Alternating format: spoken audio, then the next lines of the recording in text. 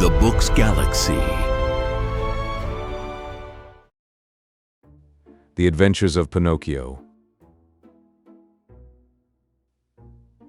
Chapter 1. How it happened that Mastro Cherry, carpenter, found a piece of wood that wept and laughed like a child. Centuries ago there lived a king, my little readers will say immediately. No, children, you are mistaken. Once upon a time there was a piece of wood. It was not an expensive piece of wood. Far from it. Just a common block of firewood, one of those thick, solid logs that are put on the fire in winter to make cold rooms cozy and warm. I do not know how this really happened, yet the fact remains that one fine day this piece of wood found itself in the shop of an old carpenter. His real name was Mastro Antonio, but everyone called him Mastro Cherry, for the tip of his nose was so round and red and shiny that it looked like a ripe cherry. As soon as he saw that piece of wood, Mastro Cherry was filled with joy. Rubbing his hands together happily, he mumbled half to himself, "This has come in the nick of time. I shall use it to make the leg of a table." He grasped the hatchet quickly to peel off the bark and shape the wood. But as he was about to give it the first blow, he stood still with arm uplifted, for he had heard a wee little voice say in a beseeching tone, "Please be careful. Do not hit me so hard." What a look of surprise shone on Mastro Cherry's face. His funny face became still funnier. He turned frightened eyes about the room to find out where that wee little voice had come from, and he saw no one. He looked under the bench. No one. He peeped inside the closet. No one. He searched among the shavings. No one. He opened the door to look up and down the street, and still no one. "Oh, I see," he then said, laughing and scratching his wig. "It can easily be seen that I only thought I heard the tiny voice say the words, 'Well, well, to work once more.'" He struck a most solemn blow upon the piece of wood. "Oh, oh, you hurt," cried the same faraway little voice. Mastro Cherry grew dumb. His eyes popped out of his head, his mouth opened wide, and his tongue hung down on his chin. As soon as he regained the use of his senses, he said, trembling and stuttering from fright, "Where did that voice come from, when there is no one around? Might it be that this piece of wood has learned to weep and cry like a child? I can hardly believe it. Here it is, a piece of common firewood, good only to burn in the stove, the same as any other. Yet, might someone be hidden in it? If so, the worse for him. I'll fix him." With these words, he grabbed the log with both hands and started to knock it about unmercifully. He threw it to the floor, against the walls of the room, and even up to the ceiling. He listened for the tiny voice to moan and cry. He waited 2 minutes, nothing. 5 minutes, nothing. 10 minutes, nothing. "Oh, I see," he said, trying bravely to laugh and ruffling up his wig with his hand. "It can easily be seen I only imagined I heard the tiny voice. Well, well, to work once more."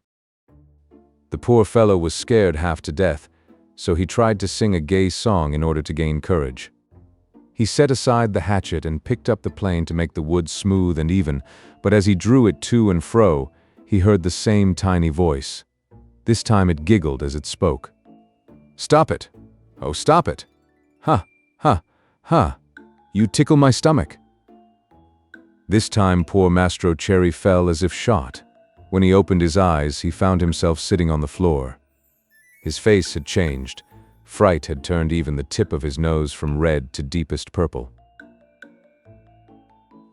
Chapter 2.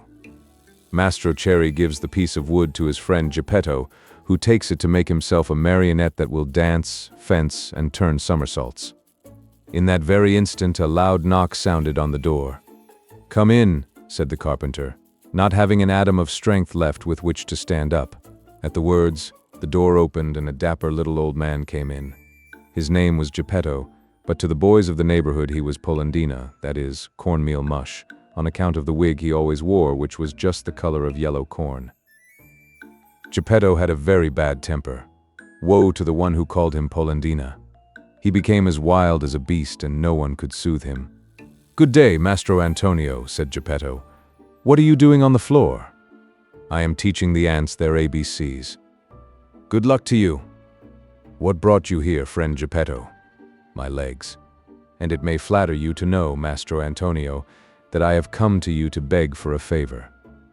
"Here I am, at your service," answered the carpenter, raising himself onto his knees. "This morning a fine idea came to me." "Let's hear it." "I thought of making myself a beautiful wooden marionette. It must be wonderful, one that will be able to dance, fence, and turn somersaults. With it I intend to go around the world to earn my crust of bread and cup of wine.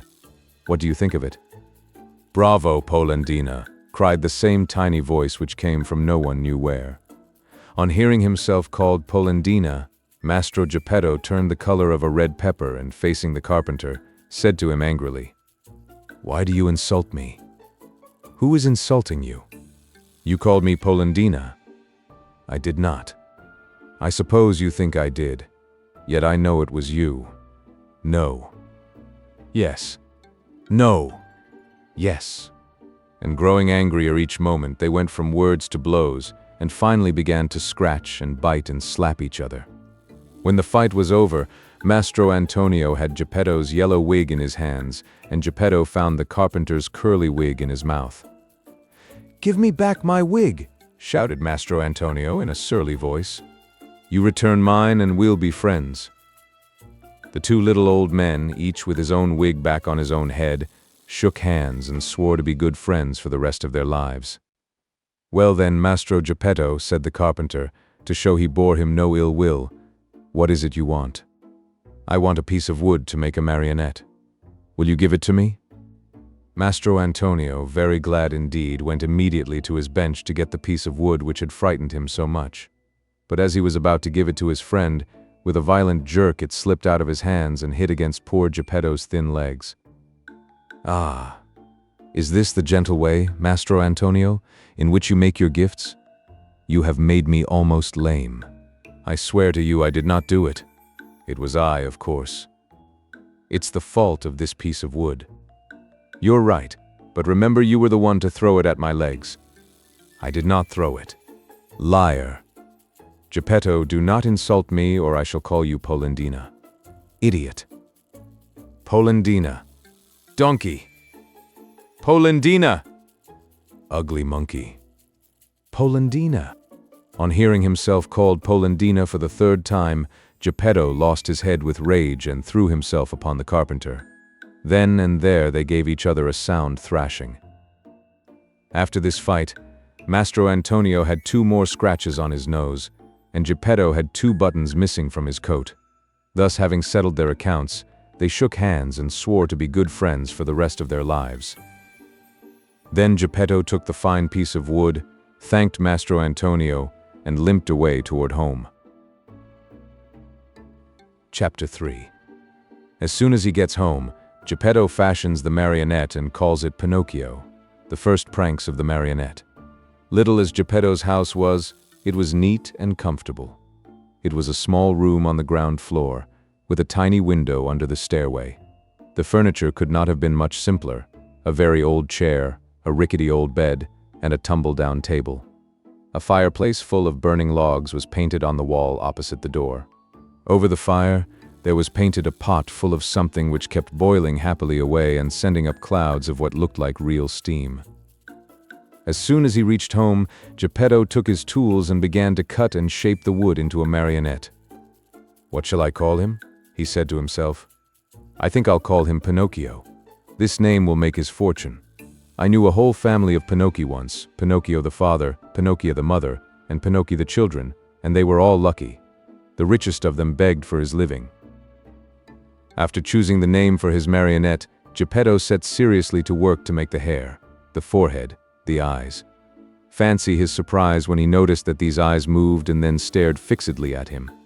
Geppetto, seeing this, felt insulted and said in a grieved tone, "Ugly wooden eyes, why do you stare so?" There was no answer. After the eyes, Geppetto made the nose, which began to stretch as soon as finished. It stretched and stretched and stretched till it became so long, it seemed endless. Poor Geppetto kept cutting it and cutting it, but the more he cut, the longer grew that impertinent nose. In despair, he let it alone. Next, he made the mouth. No sooner was it finished than it began to laugh and poke fun at him. "Stop laughing," said Geppetto angrily, but he might as well have spoken to the wall. "Stop laughing, I say," he roared in a voice of thunder. The mouth stopped laughing, but it stuck out a long tongue. Not wishing to start an argument, Geppetto made believe he saw nothing and went on with his work. After the mouth, he made the chin, then the neck, the shoulders, the stomach, the arms, and the hands. As he was about to put the last touches on the fingertips, Geppetto felt his wig being pulled off. He glanced up, and what did he see? His yellow wig was in the marionette's hand. "Pinocchio, give me my wig." But instead of giving it back, Pinocchio put it on his own head, which was half swallowed up in it. At that unexpected trick, Geppetto became very sad and downcast, more so than he had ever been before. "Pinocchio, you wicked boy," he cried out. "You are not yet finished, and you start out by being impudent to your poor old father. Very bad, my son, very bad." And he wiped away a tear. The legs and feet still had to be made.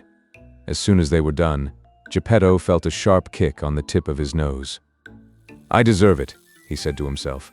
"I should have thought of this before I made him. Now it's too late." He took hold of the marionette under the arms and put him on the floor to teach him to walk. Pinocchio's legs were so stiff that he could not move them, and Geppetto held his hand and showed him how to put out one foot after the other. When his legs were limbered up, Pinocchio started walking by himself and ran all around the room. He came to the open door, and with one leap he was out into the street. Away he flew. Poor Geppetto ran after him but was unable to catch him, for Pinocchio ran in leaps and bounds, his two wooden feet, as they beat on the stones of the street, making as much noise as 20 peasants in wooden shoes. "Catch him! Catch him!" Geppetto kept shouting, but the people in the street, seeing a wooden marionette running like the wind, stood still to stare and to laugh until they cried.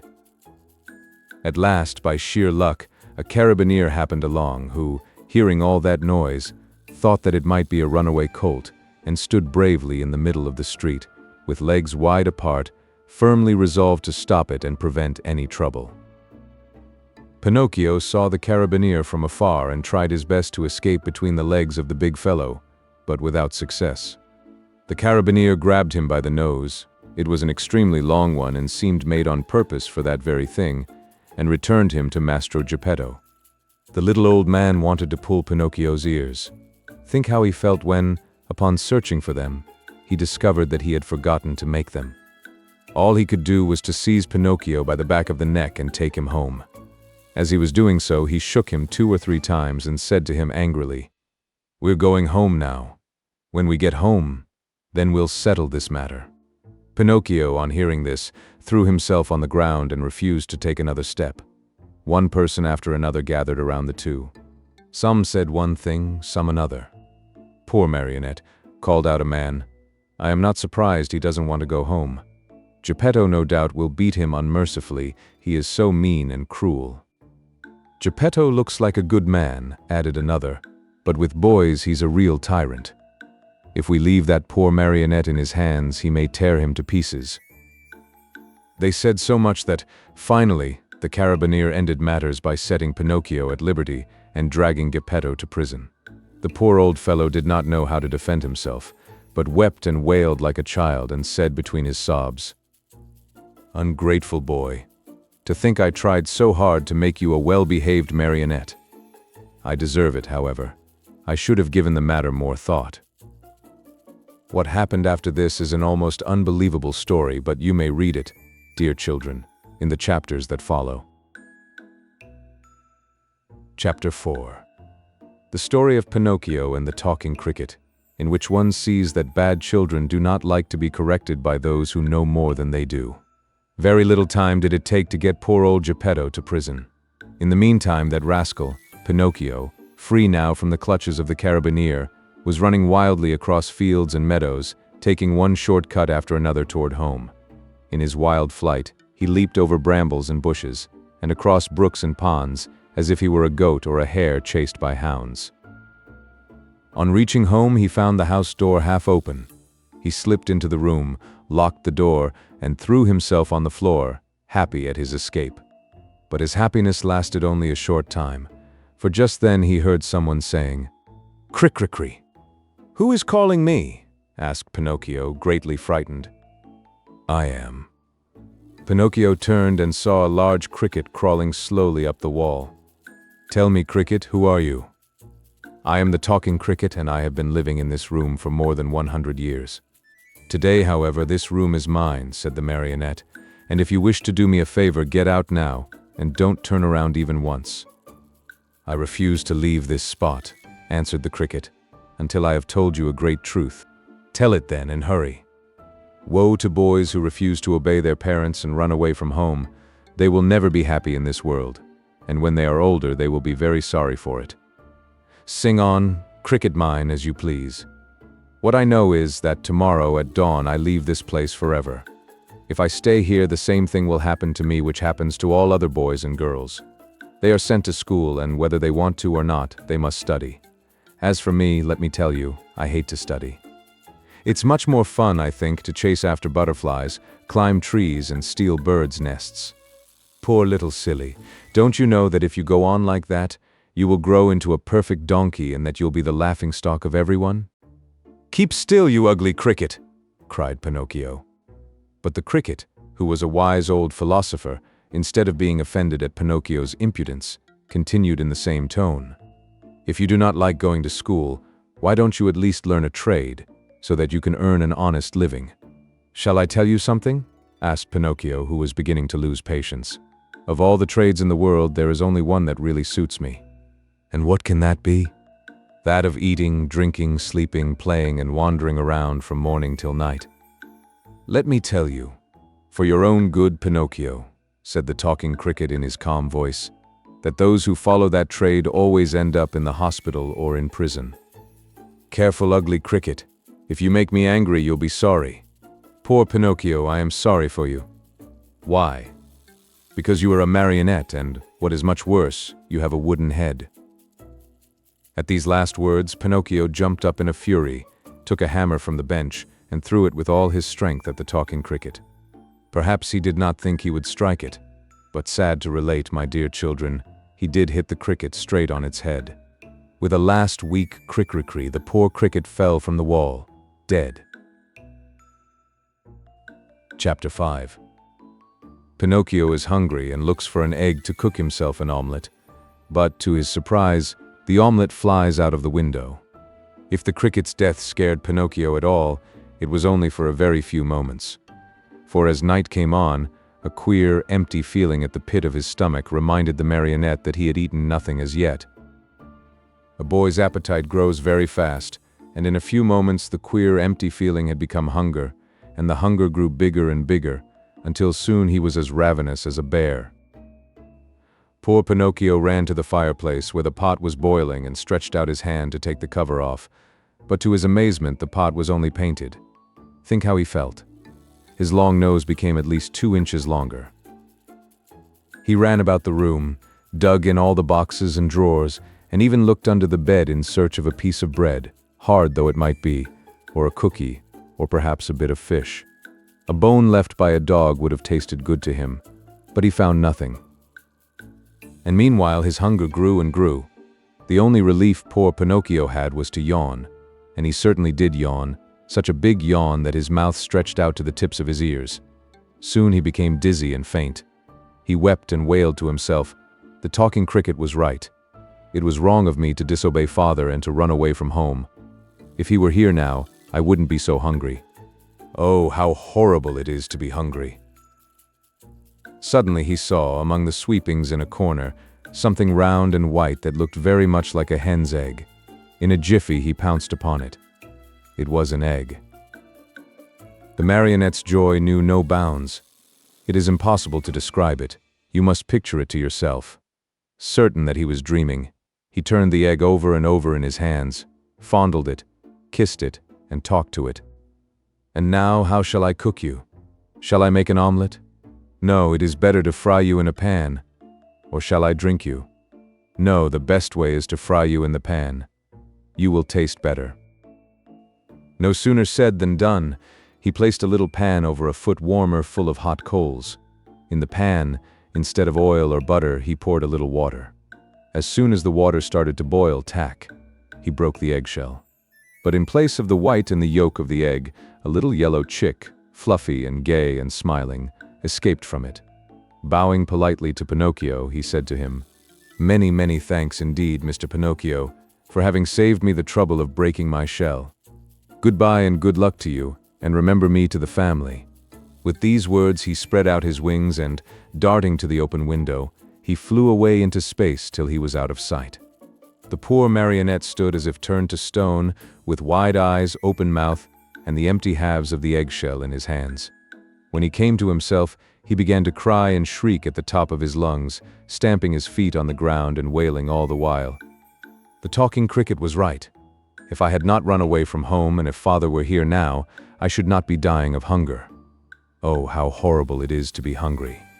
And as his stomach kept grumbling more than ever and he had nothing to quiet it with, he thought of going out for a walk to the nearby village, in the hope of finding some charitable person who might give him a bit of bread. Chapter 6. Pinocchio falls asleep with his feet on a foot warmer, and awakens the next day with his feet all burned off. Pinocchio hated the dark street, but he was so hungry that in spite of it, he ran out of the house. The night was pitch black. It thundered, and bright flashes of lightning now and again shot across the sky, turning it into a sea of fire. An angry wind blew cold and raised dense clouds of dust, while the trees shook and moaned in a weird way. Pinocchio was greatly afraid of thunder and lightning, but the hunger he felt was far greater than his fear. In a dozen leaps and bounds he came to the village, tired out, puffing like a whale and with tongue hanging. The whole village was dark and deserted. The stores were closed, the doors, the windows. In the streets, not even a dog could be seen. It seemed the village of the dead. Pinocchio, in desperation, ran up to a doorway, threw himself upon the bell, and pulled it wildly, saying to himself, "Someone will surely answer that." He was right. An old man in a nightcap opened the window and looked out. He called down angrily, "What do you want at this hour of night? Will you be good enough to give me a bit of bread? I am hungry." "Wait a minute and I'll come right back," answered the old fellow, thinking he had to deal with one of those boys who love to roam around at night ringing people's bells while they are peacefully asleep. After a minute or two, the same voice cried, "Get under the window and hold out your hat." Pinocchio had no hat, but he managed to get under the window just in time to feel a shower of ice-cold water pour down on his poor wooden head, his shoulders, and over his whole body. He returned home as wet as a rag, and tired out from weariness and hunger. As he no longer had any strength left with which to stand, he sat down on a little stool and put his 2 feet on the stove to dry them. There he fell asleep, and while he slept his wooden feet began to burn. Slowly, very slowly, they blackened and turned to ashes. Pinocchio snored away happily as if his feet were not his own. At dawn he opened his eyes just as a loud knocking sounded at the door. "Who is it?" he called, yawning and rubbing his eyes. "It is I," answered a voice. It was the voice of Geppetto. Chapter 7. Geppetto returns home and gives his own breakfast to the marionette. The poor marionette, who was still half asleep, had not yet found out that his 2 feet were burned and gone. As soon as he heard his father's voice, he jumped up from his seat to open the door, but, as he did so, he staggered and fell headlong to the floor. In falling, he made as much noise as a sack of wood falling from the 5th story of a house. "Open the door for me!" Geppetto shouted from the street. "Father, dear father, I can't," answered the marionette in despair, crying and rolling on the floor. "Why can't you?" "Because someone has eaten my feet." "And who has eaten them?" "The cat," answered Pinocchio, seeing that little animal busily playing with some shavings in the corner of the room. "Open, I say," repeated Geppetto, "or I'll give you a sound whipping when I get in." "Father, believe me, I can't stand up. Oh dear, I shall have to walk on my knees all my life." Geppetto, thinking that all these tears and cries were only other pranks of the marionette, climbed up the side of the house and went in through the window. At first he was very angry, but on seeing Pinocchio stretched out on the floor and really without feet, he felt very sad and sorrowful. Picking him up from the floor, he fondled and caressed him, talking to him while the tears ran down his cheeks. My little Pinocchio, my dear little Pinocchio, how did you burn your feet? I don't know, father, but believe me, the night has been a terrible one and I shall remember it as long as I live. The thunder was so noisy and the lightning so bright and I was hungry. And then the talking cricket said to me, "You deserve it. You were bad." And I said to him, "Careful, cricket." And he said to me, "You are a marionette and you have a wooden head." And I threw the hammer at him and killed him. It was his own fault, for I didn't want to kill him. And I put the pan on the coals, but the chick flew away and said, "I'll see you again. Remember me to the family." And my hunger grew and I went out, and the old man with a nightcap looked out of the window and threw water on me. And I came home and put my feet on the stove to dry them because I was still hungry. And I fell asleep and now my feet are gone, but my hunger isn't. Oh, oh, oh. And poor Pinocchio began to scream and cry so loudly that he could be heard for miles around. Geppetto, who had understood nothing of all that jumbled talk, except that the marionette was hungry, felt sorry for him, and pulling 3 pears out of his pocket, offered them to him, saying, "These 3 pears were for my breakfast, but I give them to you gladly. Eat them and stop weeping. If you want me to eat them, please peel them for me." "Peel them?" asked Geppetto, very much surprised. "I should never have thought, dear boy of mine, that you were so dainty and fussy about your food. Bad, very bad. In this world, even as children, we must accustom ourselves to eat of everything, for we never know what life may hold in store for us."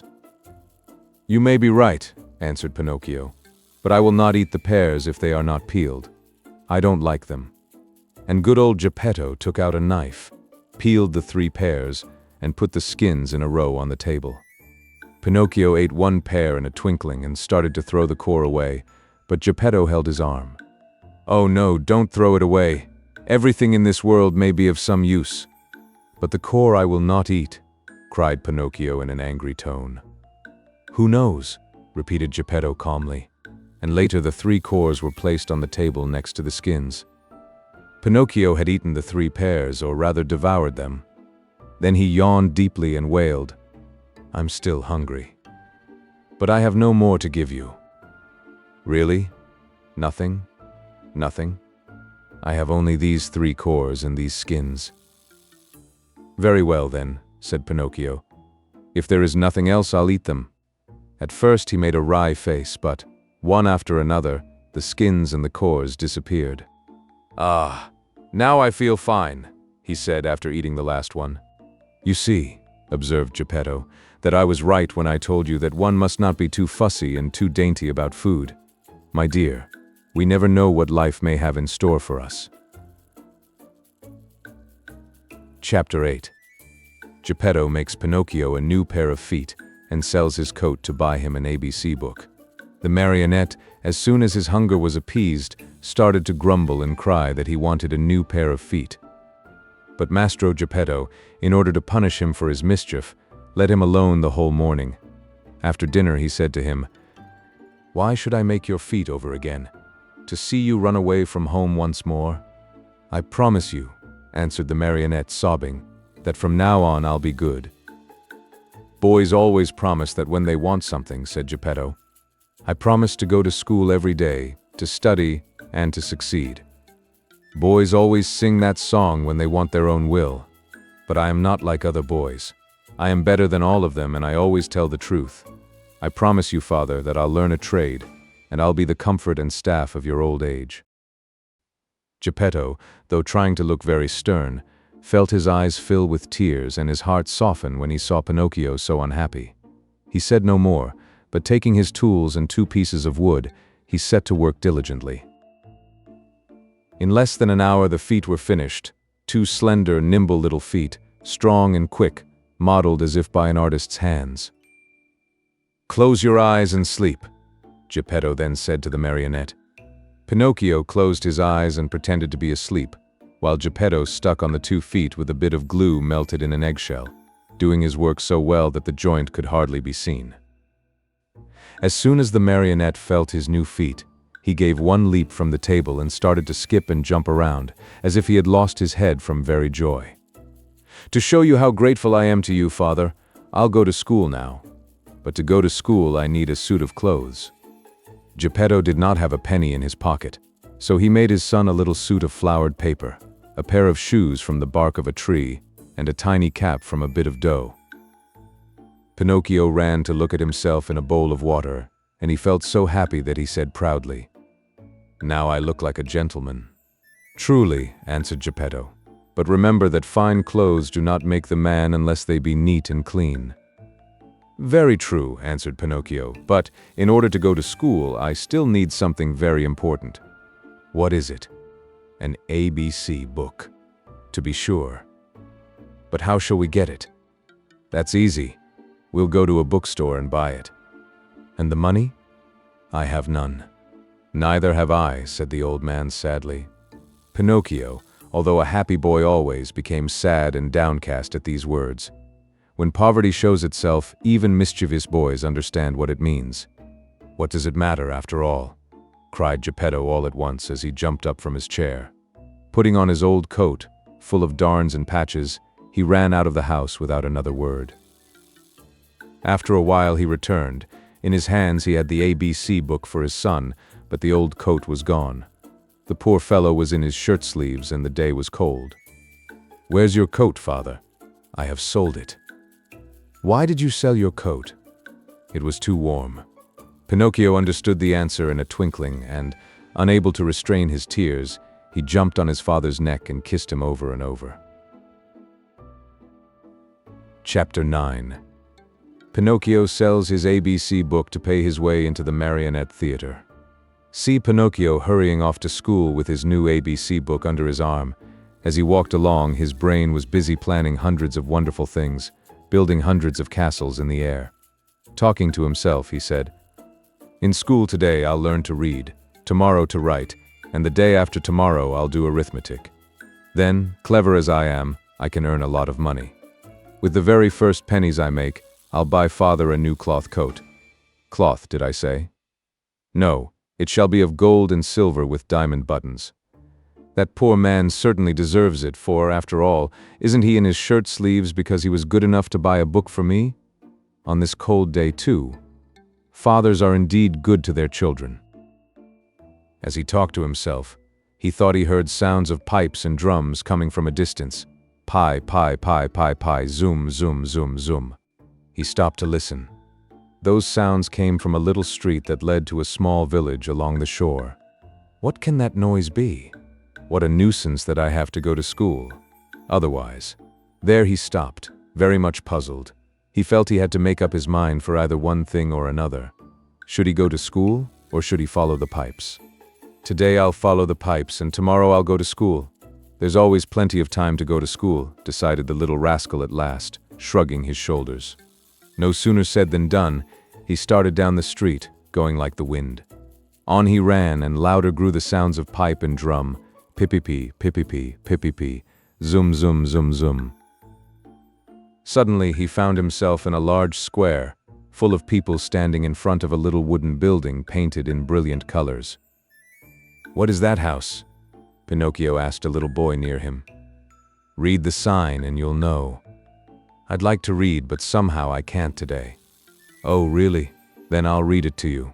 You know then that written in letters of fire I see the words, 'Great Marionette Theater.' When did the show start?"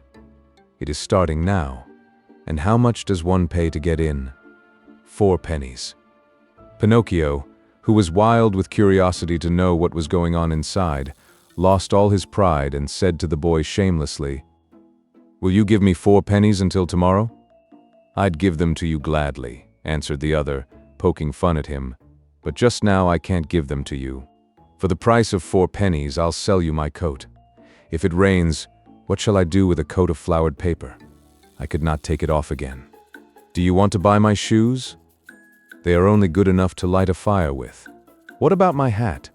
Fine bargain indeed, a cap of dough. The mice might come and eat it from my head." Pinocchio was almost in tears. He was just about to make one last offer, but he lacked the courage to do so. He hesitated, he wondered, he could not make up his mind. At last he said, "Will you give me 4 pennies for the book?" "I am a boy and I buy nothing from boys," said the little fellow with far more common sense than the marionette. "I'll give you 4 pennies for your ABC book. said a ragpicker who stood by. Then and there the book changed hands. And to think that poor old Geppetto sat at home in his shirt sleeves, shivering with cold, having sold his coat to buy that little book for his son. Chapter 10. The marionettes recognize their brother Pinocchio and greet him with loud cheers. But the director, Fire Eater, happens along and poor Pinocchio almost loses his life. Quick as a flash, Pinocchio disappeared into the marionette theater, and then something happened which almost caused a riot. The curtain was up and the performance had started. Harlequin and Pulcinella were reciting on the stage and, as usual, they were threatening each other with sticks and blows. The theater was full of people, enjoying the spectacle and laughing till they cried at the antics of the two marionettes. The play continued for a few minutes, and then suddenly, without any warning, Harlequin stopped talking. Turning toward the audience, he pointed to the rear of the orchestra, yelling wildly at the same time. "Look, look! Am I asleep or awake? Or do I really see Pinocchio there?" "Yes, yes! It is Pinocchio!" screamed Pulcinella. "It is! It is!" shrieked Signora Rosaura, peeking in from the side of the stage. "It is Pinocchio! It is Pinocchio!" yelled all the marionettes, pouring out of the wings. "It is Pinocchio! It is our brother Pinocchio! Hurrah for Pinocchio!" "Pinocchio, come up to me!" shouted Harlequin. "Come to the arms of your wooden brothers!" At such a loving invitation, Pinocchio, with one leap from the back of the orchestra, found himself in the front rows. With another leap, he was on the orchestra leader's head. With a third, he landed on the stage. It is impossible to describe the shrieks of joy, the warm embraces, the knocks, and the friendly greetings with which that strange company of dramatic actors and actresses received Pinocchio. It was a heart-rending spectacle, but the audience, seeing that the play had stopped, became angry and began to yell, "The play! The play! We want the play!" The yelling was of no use, for the marionettes, instead of going on with their act, made twice as much racket as before, and, lifting up Pinocchio on their shoulders, carried him around the stage in triumph. At that very moment the director came out of his room. He had such a fearful appearance that one look at him would fill you with horror. His beard was as black as pitch, and so long that it reached from his chin down to his feet. His mouth was as wide as an oven, his teeth like yellow fangs, and his eyes two glowing red coals. In his huge, hairy hands, a long whip, made of green snakes and black cats' tails twisted together, swished through the air in a dangerous way. At the unexpected apparition, no one dared even to breathe. One could almost hear a fly go by. Those poor marionettes, one and all, trembled like leaves in a storm. "Why have you brought such excitement into my theater?" the huge fellow asked Pinocchio with the voice of an ogre suffering with a cold. "Believe me, Your Honor, the fault was not mine." "Enough! Be quiet. I'll take care of you later." As soon as the play was over, the director went to the kitchen where a fine big lamb was slowly turning on the spit. More wood was needed to finish cooking it. He called Harlequin and Pulcinella and said to them, "Bring that marionette to me. He looks as if he were made of well-seasoned wood. He'll make a fine fire for this spit." Harlequin and Pulcinella hesitated a bit. Then, frightened by a look from their master, they left the kitchen to obey him. A few minutes later they returned, carrying poor Pinocchio, who was wriggling and squirming like an eel and crying pitifully. "Father, save me! I don't want to die!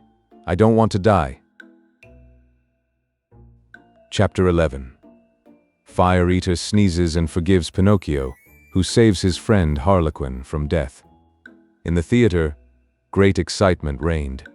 Fire Eater, this was really his name, was very ugly, but he was far from being as bad as he looked.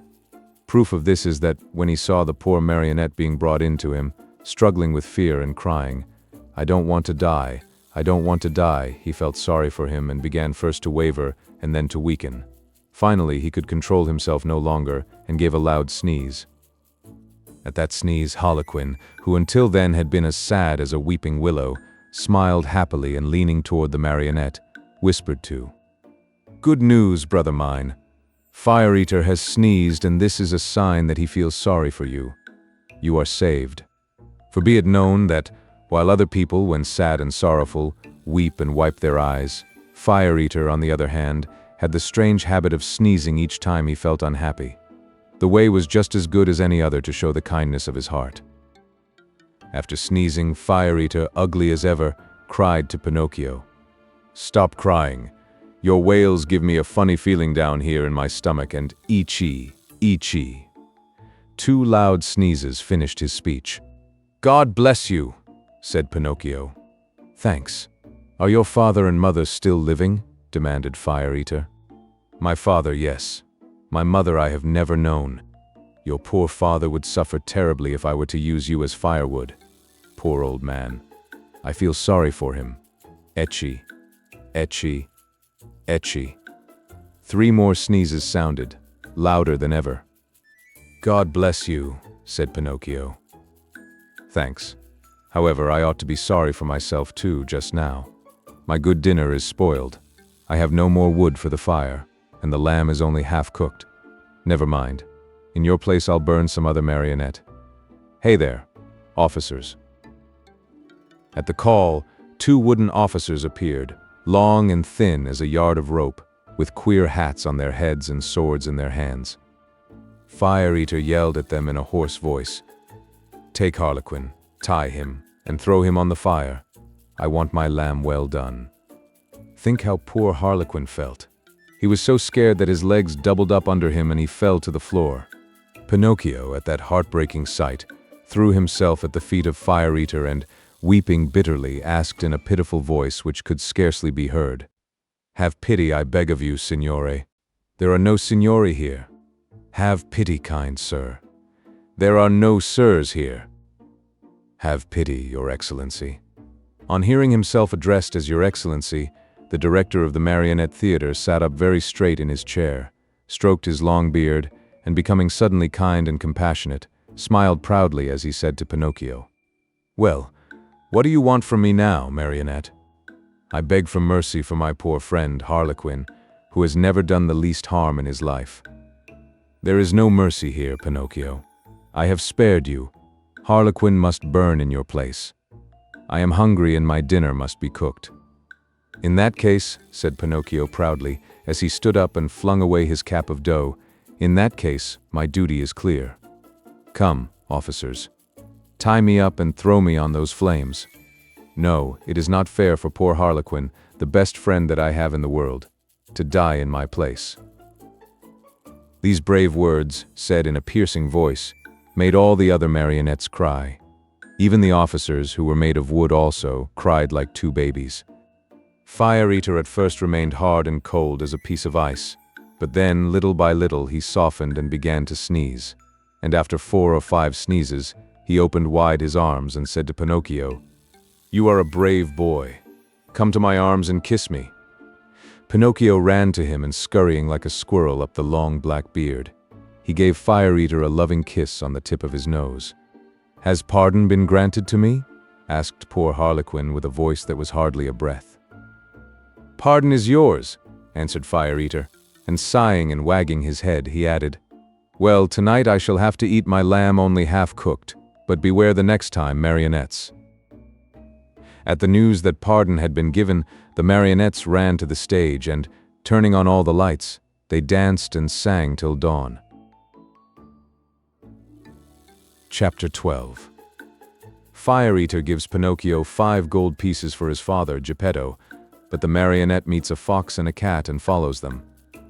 The next day, Fire Eater called Pinocchio aside and asked him, "What is your father's name?" "Geppetto." "And what is his trade?" "He's a woodcarver." "Does he earn much?" "He earns so much that he never has a penny in his pockets.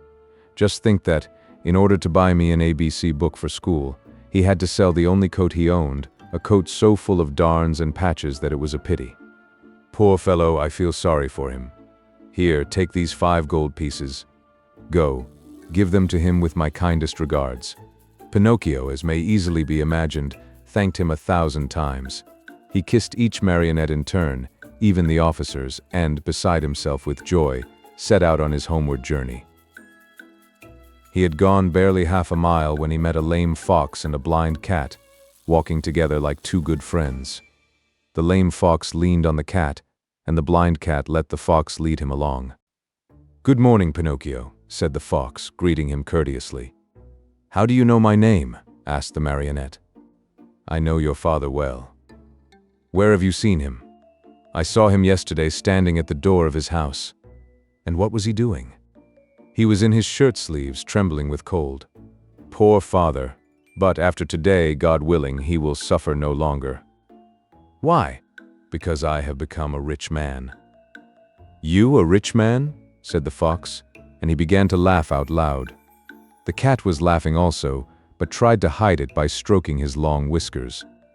"There is nothing to laugh at," cried Pinocchio angrily. "I am very sorry to make your mouth water, but these, as you know, are 5 new gold pieces." And he pulled out the gold pieces which Fire Eater had given him. At the cheerful tinkle of the gold, the fox unconsciously held out his paw that was supposed to be lame, and the cat opened wide his 2 eyes till they looked like live coals, but he closed them again so quickly that Pinocchio did not notice. "And may I ask," inquired the fox, "what you are going to do with all that money?" "First of all," answered the marionette, "I want to buy a fine new coat for my father, a coat of gold and silver with diamond buttons. After that, I'll buy an ABC book for myself." "For yourself?" "For myself. I want to go to school and study hard." "Look at me," said the fox. "For the silly reason of wanting to study, I have lost a paw." "Look at me," said the cat. "For the same foolish reason, I have lost the sight of both eyes." At that moment, a blackbird, perched on the fence along the road, called out sharp and clear, "Pinocchio, do not listen to bad advice. If you do, you'll be sorry." Poor little blackbird. If he had only kept his words to himself. In the twinkling of an eyelid, the cat leaped on him and ate him, feathers and all.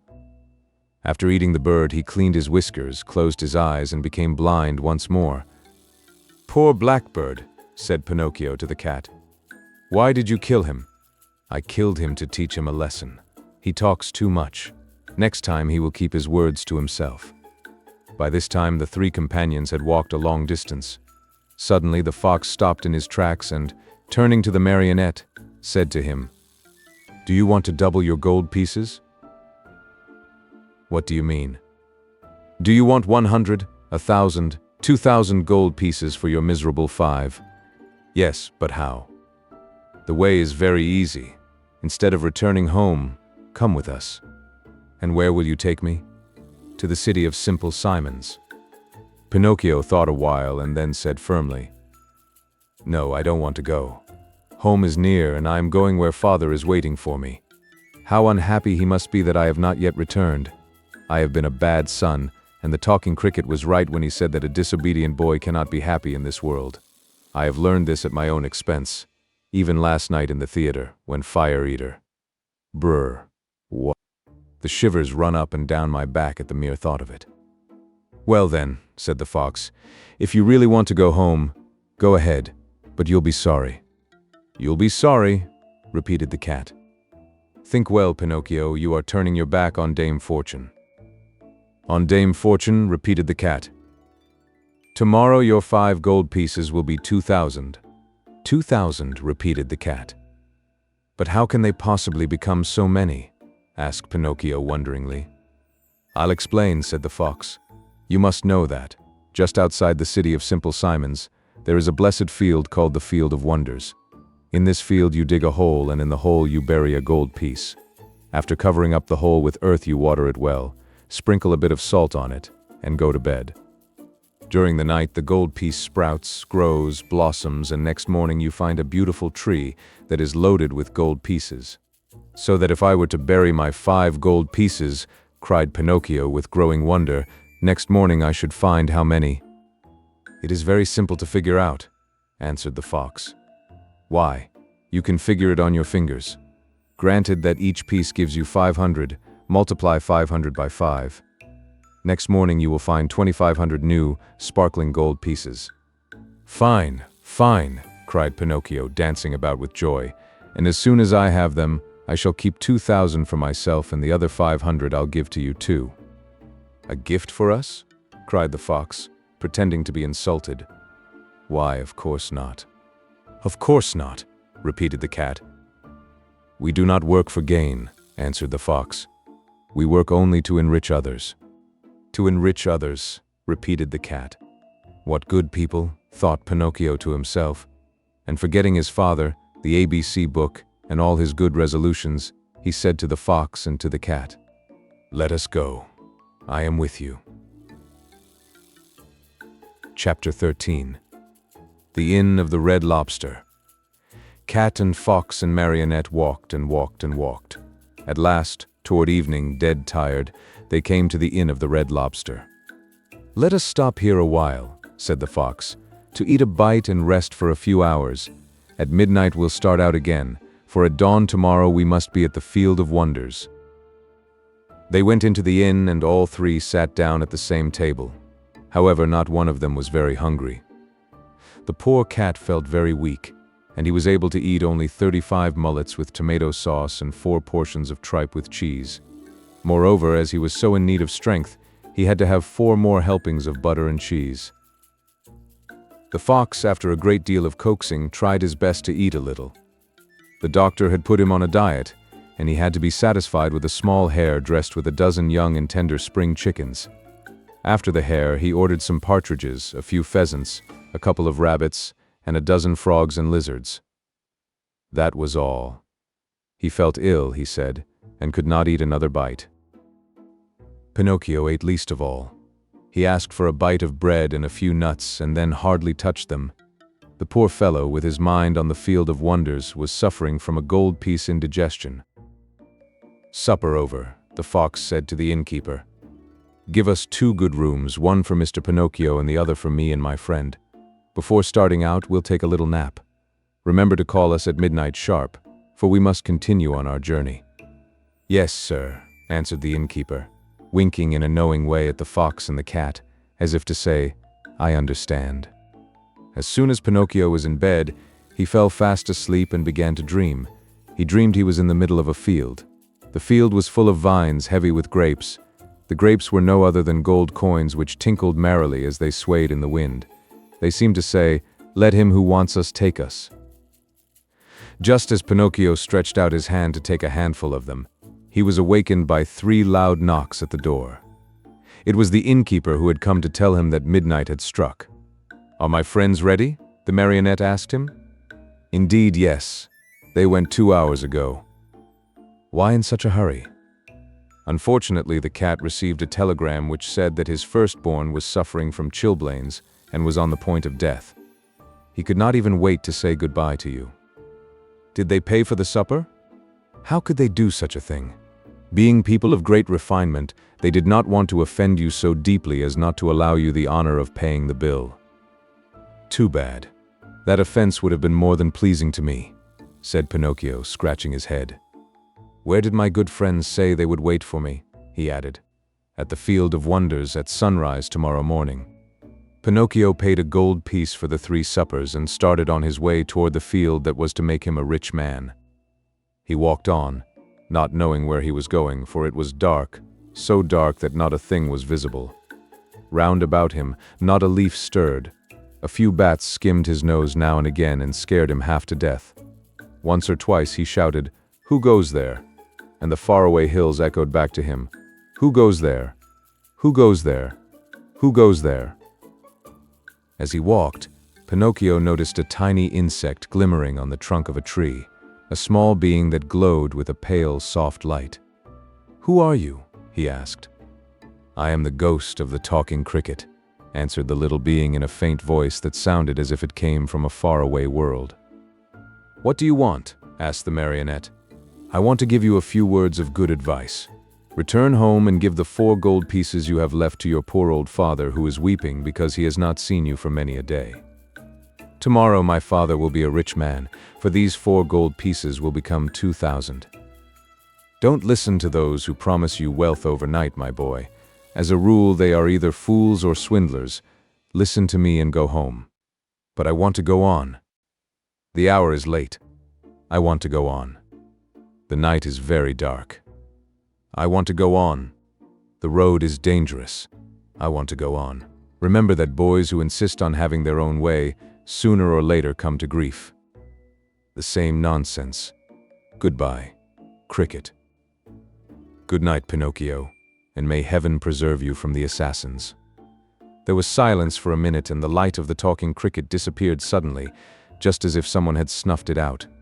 Once again the road was plunged in darkness. Chapter 14. Pinocchio, not having listened to the good advice of the talking cricket, falls into the hands of the assassins. Dear, oh dear. When I come to think of it, said the marionette to himself, as he once more set out on his journey, we boys are really very unlucky. Everybody scolds us, everybody gives us advice, everybody warns us. If we were to allow it, everyone would try to be father and mother to us. Everyone, even the talking cricket. Take me, for example. Just because I would not listen to that bothersome cricket, who knows how many misfortunes may be awaiting me. Assassins indeed. At least I have never believed in them, nor ever will. To speak sensibly, I think assassins have been invented by fathers and mothers to frighten children who want to run away at night. And then, even if I were to meet them on the road, what matter? I'll just run up to them and say, "Well, signori, what do you want? Remember that you can't fool with me. Run along and mind your business." At such a speech, I can almost see those poor fellows running like the wind. But in case they don't run away, I can always run myself. Pinocchio was not given time to argue any longer, for he thought he heard a slight rustle among the leaves behind him. He turned to look, and behold, there in the darkness stood two big black shadows, wrapped from head to foot in black sacks. The two figures leaped toward him as softly as if they were ghosts. "Here they come," Pinocchio said to himself, and, not knowing where to hide the gold pieces, he stuck all four of them under his tongue. He tried to run away, but hardly had he taken a step when he felt his arms grasped and heard two horrible, deep voices say to him, "Your money or your life." On account of the gold pieces in his mouth, Pinocchio could not say a word, so he tried with head and hands and body to show, as best he could, that he was only a poor marionette without a penny in his pocket. "Come, come, less nonsense, and out with your money," cried the two thieves in threatening voices. Once more, Pinocchio's head and hands said, "I haven't a penny." "Out with that money, or you're a dead man," said the taller of the two assassins. "Dead man," repeated the other, "and after having killed you, we will kill your father also." "Your father also?"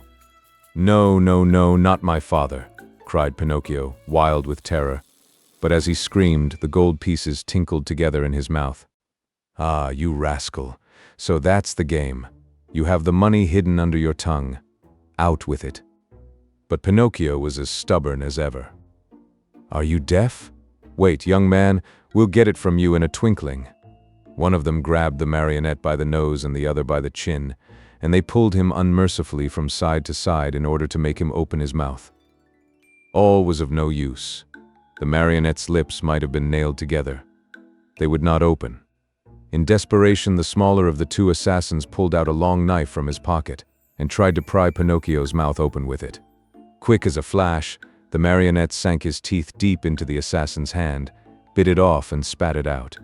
Fancy his surprise when he saw that it was not a hand, but a cat's paw. Encouraged by this first victory, he freed himself from the claws of his assailers and, leaping over the bushes along the road, ran swiftly across the fields. His pursuers were after him at once, like two dogs chasing a hare. After running 7 miles or so, Pinocchio was well nigh exhausted. Seeing himself lost, he climbed up a giant pine tree and sat there to see what he could see.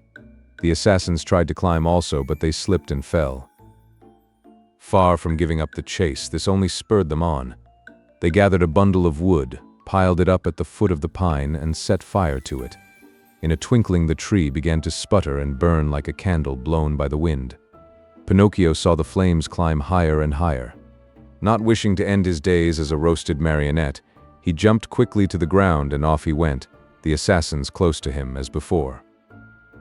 Dawn was breaking when, without any warning whatsoever, Pinocchio found his path barred by a deep pool full of water the color of muddy coffee. What was there to do with a 1, 2, 3? He jumped clear across it. The assassins jumped also, but not having measured their distance well, splash. They fell right into the middle of the pool. Pinocchio, who heard the splash and felt it too, cried out, laughing, but never stopping in his race. "A pleasant bath to you, signori." He thought they must surely be drowned and turned his head to see. But there were the two somber figures still following him, though their black sacks were drenched and dripping with water. Chapter 15.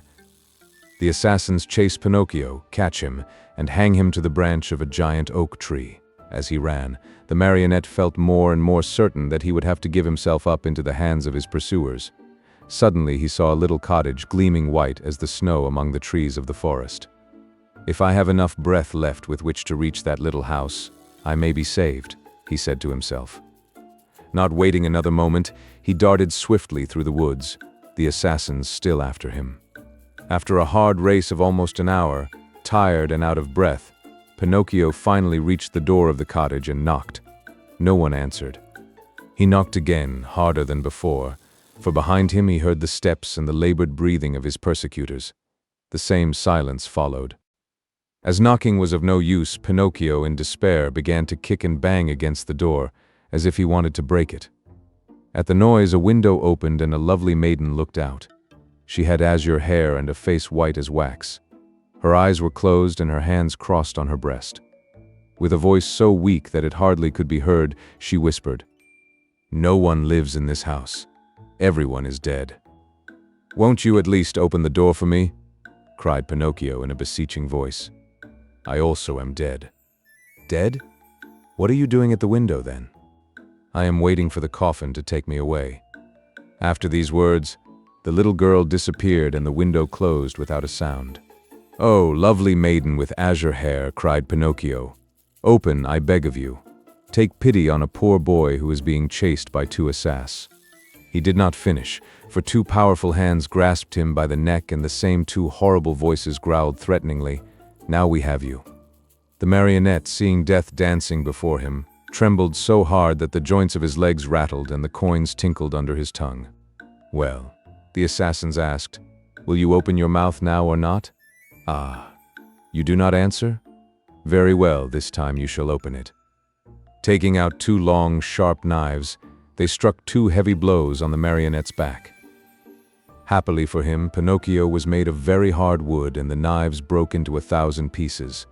The assassins looked at each other in dismay, holding the handles of the knives in their hands. "I understand," said one of them to the other. "There is nothing left to do now but to hang him." "To hang him," repeated the other. They tied Pinocchio's hands behind his shoulders and slipped the noose around his neck. Throwing the rope over the high limb of a giant oak tree, they pulled till the poor marionette hung far up in space. Satisfied with their work, they sat on the grass waiting for Pinocchio to give his last gasp. But after 3 hours, the marionette's eyes were still open, his mouth still shut, and his legs kicked harder than ever. Tired of waiting, the assassins called to him mockingly, "Goodbye till tomorrow. When we return in the morning, we hope you'll be polite enough to let us find you dead and gone and with your mouth wide open." With these words they went. A few minutes went by, and then a wild wind started to blow. As it shrieked and moaned, the poor little sufferer was blown to and fro like the hammer of a bell. The rocking made him seasick, and the noose, becoming tighter and tighter, choked him. Little by little a film covered his eyes. Death was creeping nearer and nearer, and the marionette still hoped for some good soul to come to his rescue, but no one appeared. As he was about to die, he thought of his poor old father, and hardly conscious of what he was saying, murmured to himself, "Oh, father, dear father, if you were only here!" These were his last words. He closed his eyes, opened his mouth, stretched out his legs, and hung there, as if he were dead. Chapter 16. The lovely maiden with azure hair sends for the poor marionette, puts him to bed, and calls 3 doctors to tell her if Pinocchio is dead or alive. If the poor marionette had dangled there much longer, all hope would have been lost. Luckily for him, the lovely maiden with azure hair once again looked out of her window. Filled with pity at the sight of the poor little fellow being knocked helplessly about by the wind, she clapped her hands sharply together 3 times. At the signal, a loud whir of wings in quick flight was heard, and a large falcon came and settled itself on the window ledge. "What do you command, my charming fairy?" asked the falcon, bending his beak in deep reverence, for it must be known that after all, the lovely maiden with azure hair was none other than a very kind fairy who had lived, for more than 1,000 years, in the vicinity of the forest. "Do you see that marionette hanging from the limb of that giant oak tree?" "I see him." "Very well. Fly immediately to him. With your strong beak, break the knot which holds him tied, take him down, and lay him softly on the grass at the foot of the oak." The falcon flew away and after 2 minutes returned, saying, "I have done what you have commanded." "How did you find him? Alive or dead?" "At first glance, I thought he was dead. But I found I was wrong, for as soon as I loosened the knot around his neck, he gave a long sigh and mumbled with a faint voice, 'Now I feel better.'" The fairy clapped her hands twice. A magnificent poodle appeared, walking on his hind legs just like a man. He was dressed in court livery. A tricorn trimmed with gold lace was set at a rakish angle over a wig of white curls that dropped down to his waist. He wore a jaunty coat of chocolate-colored velvet, with diamond buttons, and with 2 huge pockets which were always filled with bones, dropped there at dinner by his loving mistress. Breeches of crimson velvet, silk stockings, and low, silver-buckled slippers completed his costume. His tail was encased in a blue silk covering, which was to protect it from the rain. "Come, Medoro," said the fairy to him. "Get my best coach ready and set out toward the forest. On reaching the oak tree, you will find a poor, half-dead marionette stretched out on the grass. Lift him up tenderly, place him on the silken cushions of the coach, and bring him here to me." The poodle, to show that he understood, wagged his silk-covered tail 2 or 3 times and set off at a quick pace. In a few minutes, a lovely little coach made of glass, with lining as soft as whipped cream and chocolate pudding, and stuffed with canary feathers, pulled out of the stable. It was drawn by 100 pairs of white mice, and the poodle sat on the coachman's seat and snapped his whip gaily in the air, as if he were a real coachman in a hurry to get to his destination. In a quarter of an hour the coach was back. The fairy, who was waiting at the door of the house, lifted the poor little marionette in her arms, took him to a dainty room with mother-of-pearl walls, put him to bed, and sent immediately for the most famous doctors of the neighborhood to come to her. One after another the doctors came, a crow, an owl, and a talking cricket. "I should like to know, signori," said the fairy, turning to the 3 doctors gathered about Pinocchio's bed. "I should like to know if this poor marionette is dead or alive." At this invitation the crow stepped out and felt Pinocchio's pulse, his nose, his little toe. Then he solemnly pronounced the following words: "To my mind this marionette is dead and gone, but if, by any evil chance, he were not, then that would be a sure sign that he is still alive." "I am sorry," said the owl, "to have to contradict the crow, my famous friend and colleague. To my mind this marionette is alive, but if by any evil chance he were not, then that would be a sure sign that he is wholly dead." "And do you hold any opinion?" the fairy asked the talking cricket. "I say that a wise doctor, when he does not know what he is talking about, should know enough to keep his mouth shut. However, that marionette is not a stranger to me. I have known him a long time." Pinocchio, who until then had been very quiet, shuddered so hard that the bed shook. "That marionette," continued the talking cricket, "is a rascal of the worst kind." Pinocchio opened his eyes and closed them again. "He is rude, lazy, a runaway." Pinocchio hid his face under the sheets. "That marionette is a disobedient son who is breaking his father's heart." Long shuddering sobs were heard, cries and deep sighs. Think how surprised everyone was when, on raising the sheets, they discovered Pinocchio half melted in tears. "When the dead weep, they are beginning to recover," said the crow solemnly. "I am sorry to contradict my famous friend and colleague," said the owl, "but as far as I'm concerned, I think that when the dead weep, it means they do not want to die." Chapter 17. Pinocchio eats sugar, but refuses to take medicine. When the undertakers come for him, he drinks the medicine and feels better. Afterwards he tells a lie and, in punishment, his nose grows longer and longer. As soon as the 3 doctors had left the room, the fairy went to Pinocchio's bed and, touching him on the forehead, noticed that he was burning with fever. She took a glass of water, put a white powder into it, and handing it to the marionette, said lovingly to him, "Drink this, and in a few days you'll be up and well." Pinocchio looked at the glass, made a wry face, and asked in a whining voice, "Is it sweet or bitter?" "It is bitter, but it is good for you." "If it is bitter, I don't want it." "Drink it. I don't like anything bitter." "Drink it and I'll give you a lump of sugar to take the bitter taste from your mouth." "Where's the sugar?" "Here it is," said the fairy, taking a lump from a golden sugar bowl. "I want the sugar first, then I'll drink the bitter water. Do you promise?" "Yes." The fairy gave him the sugar, and Pinocchio, after chewing and swallowing it in a twinkling, said, smacking his lips, "If only sugar were medicine, I should take it every day. Now keep your promise and drink these few drops of water. They'll be good for you." Pinocchio took the glass in both hands and stuck his nose into it. He lifted it to his mouth and once more stuck his nose into it. "It is too bitter, much too bitter. I can't drink it." "How do you know, when you haven't even tasted it?" "I can imagine it. I smell it. I want another lump of sugar, then I'll drink it." The fairy, with all the patience of a good mother, gave him more sugar and again handed him the glass. "I can't drink it like that," the marionette said, making more wry faces. "Why?" "Because that feather pillow on my feet bothers me."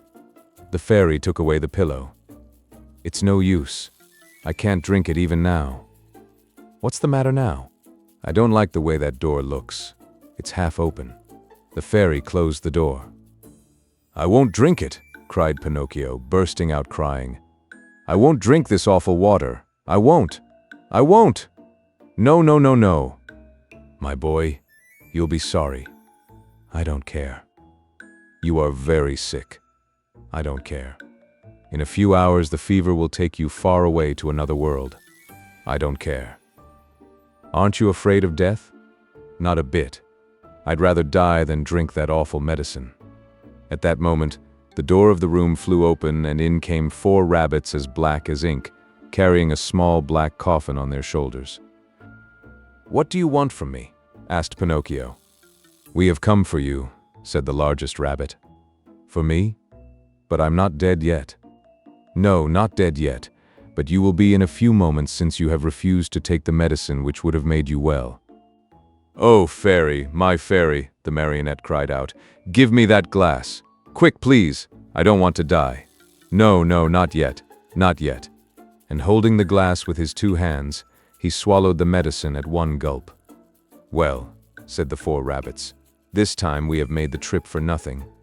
And turning on their heels, they marched solemnly out of the room, carrying their little black coffin and muttering and grumbling between their teeth.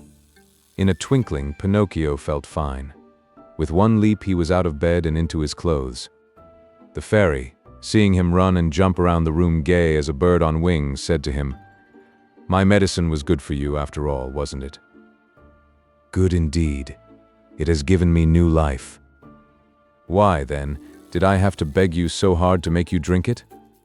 "I'm a boy, you see, and all boys hate medicine more than they do sickness." "What a shame. Boys ought to know, after all, that medicine, taken in time, can save them from much pain and even from death.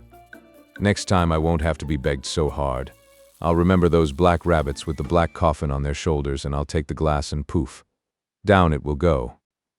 Come here now and tell me how it came about that you found yourself in the hands of the assassins." "It happened that Fire Eater gave me 5 gold pieces to give to my father, but on the way I met a fox and a cat, who asked me, 'Do you want the 5 pieces to become 2,000?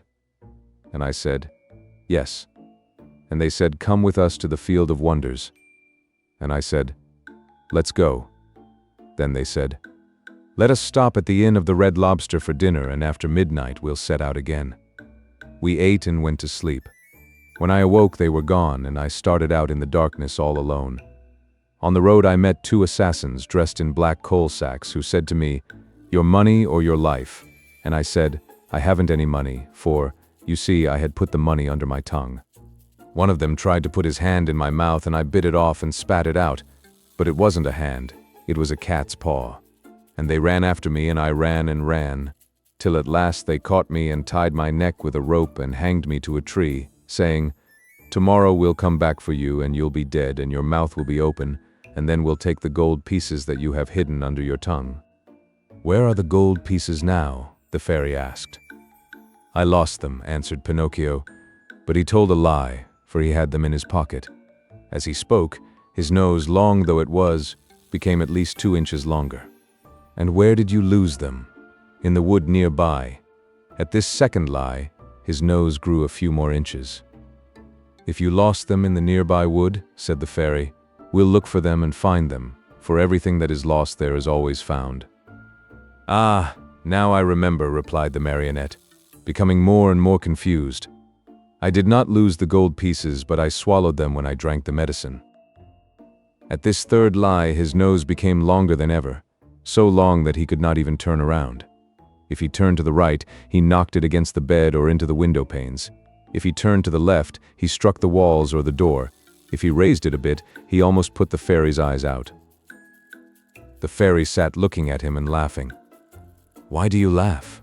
the marionette asked her, worried now at the sight of his growing nose.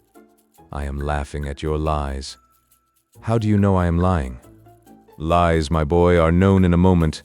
There are 2 kinds of lies, lies with short legs and lies with long noses."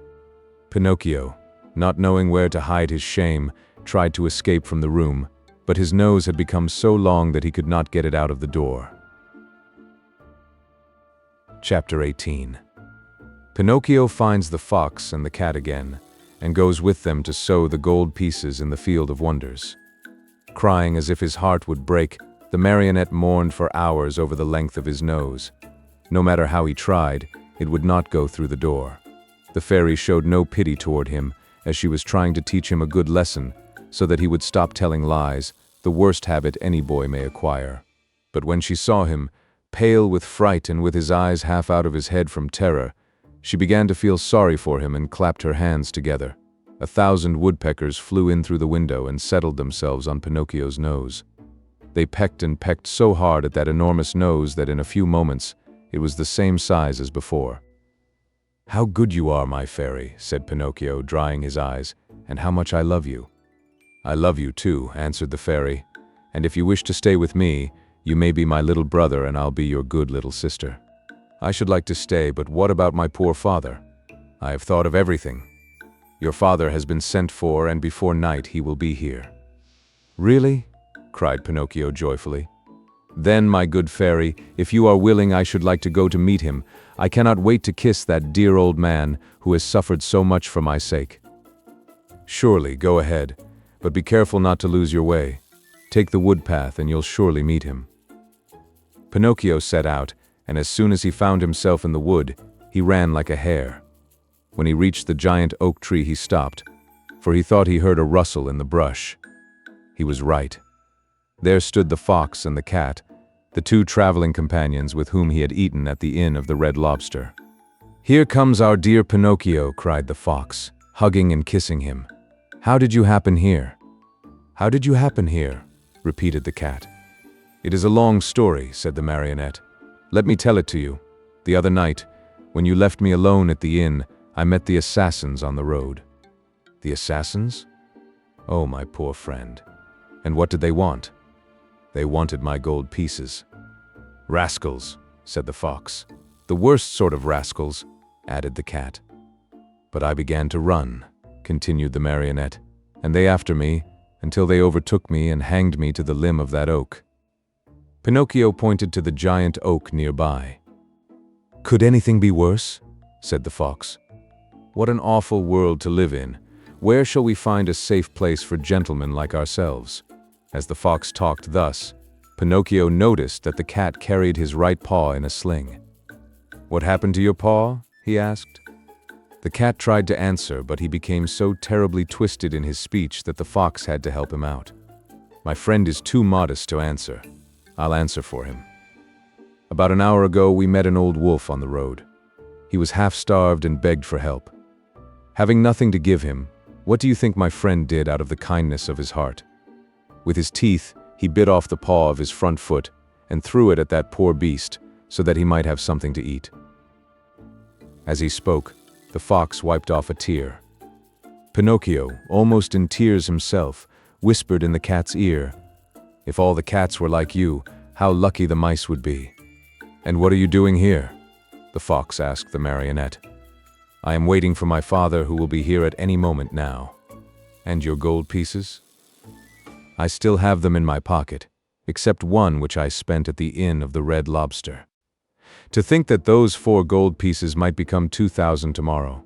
Why don't you listen to me? Why don't you sow them in the field of wonders? Today it is impossible. I'll go with you some other time." "Another day will be too late," said the fox. "Why?"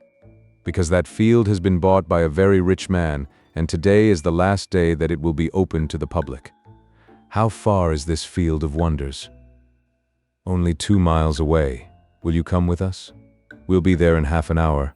You can sow the money, and after a few minutes, you will gather your 2,000 coins and return home rich. Are you coming?" Pinocchio hesitated a moment before answering, for he remembered the good fairy, old Geppetto, and the advice of the talking cricket. Then he ended by doing what all boys do when they have no heart and little brain. He shrugged his shoulders and said to the fox and the cat, "Let us go.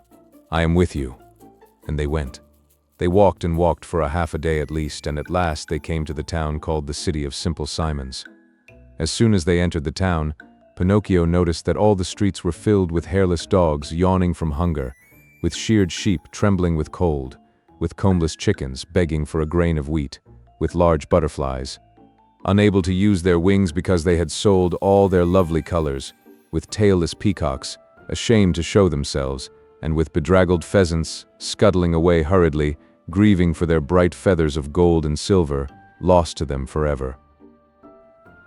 Through this crowd of paupers and beggars, a beautiful coach passed now and again. Within it sat either a fox, a hawk, or a vulture. "Where is the Field of Wonders?" asked Pinocchio, growing tired of waiting. "Be patient. It is only a few more steps away." They passed through the city and, just outside the walls, they stepped into a lonely field, which looked more or less like any other field. "Here we are," said the fox to the marionette. "Dig a hole here and put the gold pieces into it." The marionette obeyed. He dug the hole, put the 4 gold pieces into it, and covered them up very carefully.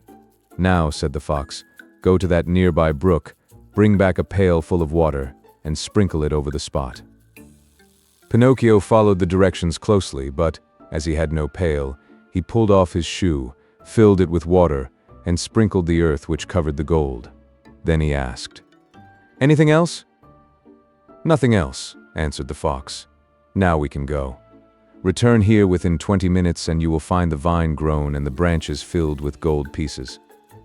Pinocchio, beside himself with joy, thanked the fox and the cat many times and promised them each a beautiful gift.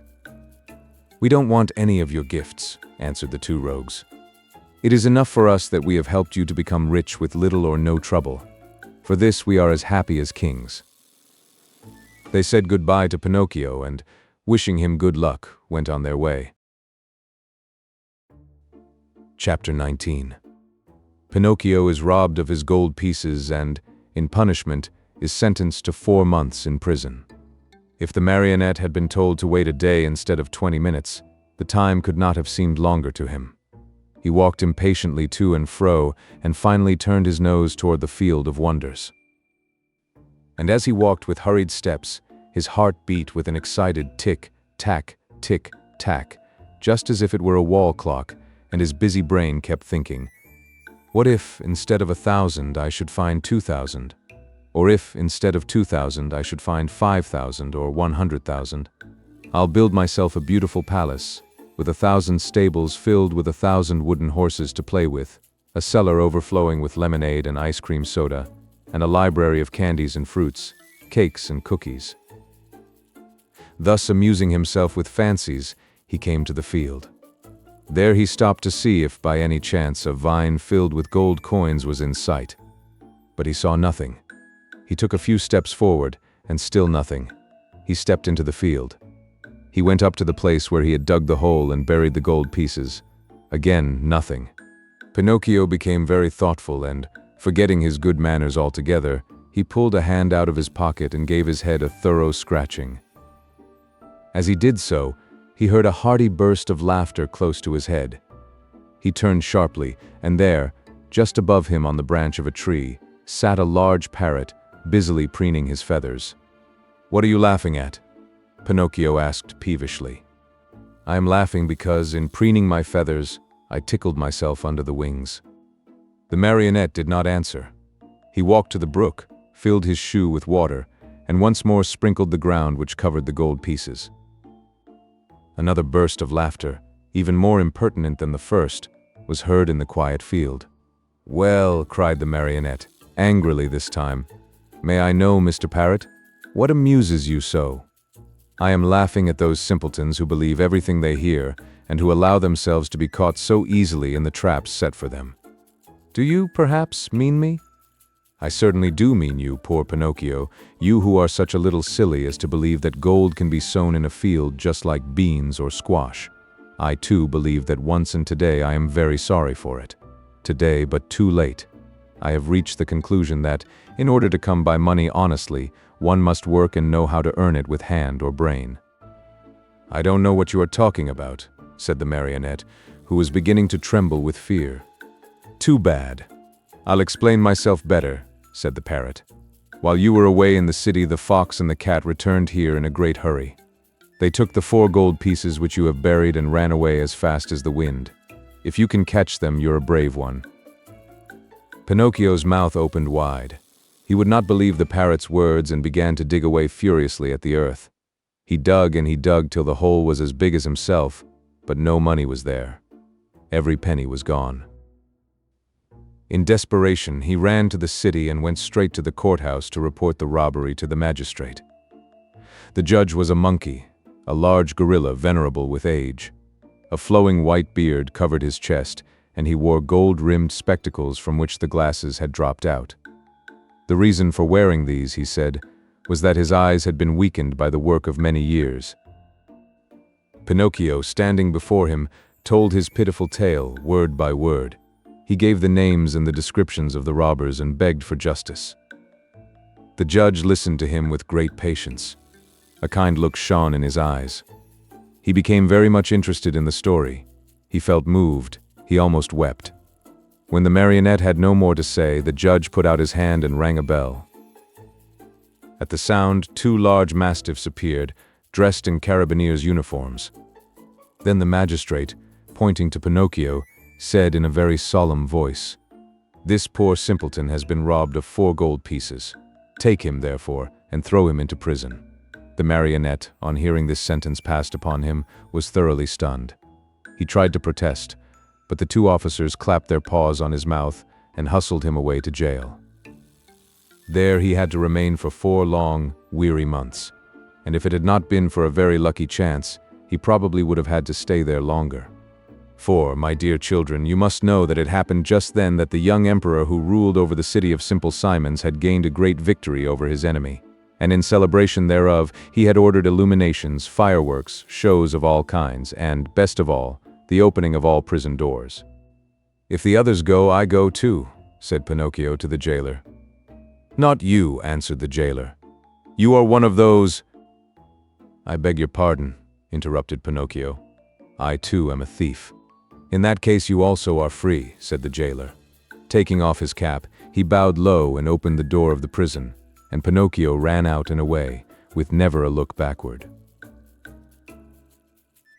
Chapter 20. Freed from prison, Pinocchio sets out to return to the fairy, but on the way he meets a serpent and later is caught in a trap. Fancy the happiness of Pinocchio on finding himself free. Without saying yes or no, he fled from the city and set out on the road that was to take him back to the house of the lovely fairy. It had rained for many days, and the road was so muddy that, at times, Pinocchio sank down almost to his knees. But he kept on bravely. Tormented by the wish to see his father and his fairy sister with azure hair, he raced like a greyhound.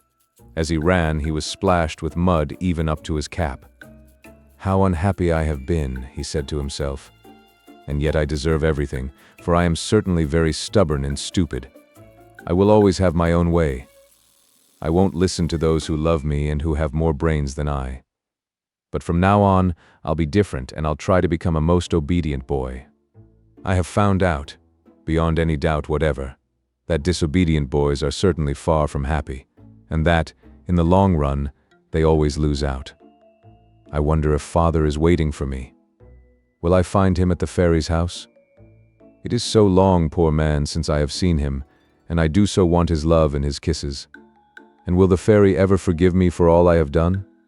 She who has been so good to me and to whom I owe my life, can there be a worse or more heartless boy than I am anywhere? As he spoke, he stopped suddenly, frozen with terror. What was the matter? An immense serpent lay stretched across the road, a serpent with a bright green skin, fiery eyes which glowed and burned, and a pointed tail that smoked like a chimney. How frightened was poor Pinocchio! He ran back wildly for half a mile, and at last settled himself atop a heap of stones to wait for the serpent to go on his way and leave the road clear for him. He waited an hour, 2 hours, 3 hours, but the serpent was always there, and even from afar one could see the flash of his red eyes and the column of smoke which rose from his long, pointed tail. Pinocchio, trying to feel very brave, walked straight up to him and said in a sweet, soothing voice, "I beg your pardon, Mr. Serpent. Would you be so kind as to step aside to let me pass?" He might as well have talked to a wall. The serpent never moved. Once more, in the same sweet voice, he spoke, "You must know, Mr. Serpent, that I am going home where my father is waiting for me. It is so long since I have seen him. Would you mind very much if I passed?" He waited for some sign of an answer to his questions, but the answer did not come. On the contrary, the green serpent, who had seemed, until then, wide awake and full of life, became suddenly very quiet and still. His eyes closed and his tail stopped smoking. "Is he dead, I wonder?" said Pinocchio, rubbing his hands together happily. Without a moment's hesitation, he started to step over him, but he had just raised one leg when the serpent shot up like a spring and the marionette fell head over heels backward. He fell so awkwardly that his head stuck in the mud, and there he stood with his legs straight up in the air. At the sight of the marionette kicking and squirming like a young whirlwind, the serpent laughed so heartily and so long that at last he burst an artery and died on the spot. Pinocchio freed himself from his awkward position and once more began to run in order to reach the fairy's house before dark. As he went, the pangs of hunger grew so strong that, unable to withstand them, he jumped into a field to pick a few grapes that tempted him. Woe to him! No sooner had he reached the grapevine than, crack, went his legs. The poor marionette was caught in a trap set there by a farmer for some weasels which came every night to steal his chickens. Chapter 21. Pinocchio is caught by a farmer who uses him as a watchdog for his chicken coop. Pinocchio, as you may well imagine, began to scream and weep and beg, but all was of no use, for no houses were to be seen and not a soul passed by on the road. Night came on. A little because of the sharp pain in his legs, a little because of fright at finding himself alone in the darkness of the field, the marionette was about to faint, when he saw a tiny glowworm flickering by. He called to her and said, "Dear little glowworm, will you set me free?" "Poor little fellow," replied the glowworm, stopping to look at him with pity. "How came you to be caught in this trap?" "I stepped into this lonely field to take a few grapes and—" "Are the grapes yours?" "No." "Who has taught you to take things that do not belong to you?" "I was hungry." "Hunger, my boy, is no reason for taking something which belongs to another." It's true," cried Pinocchio in tears. "I won't do it again."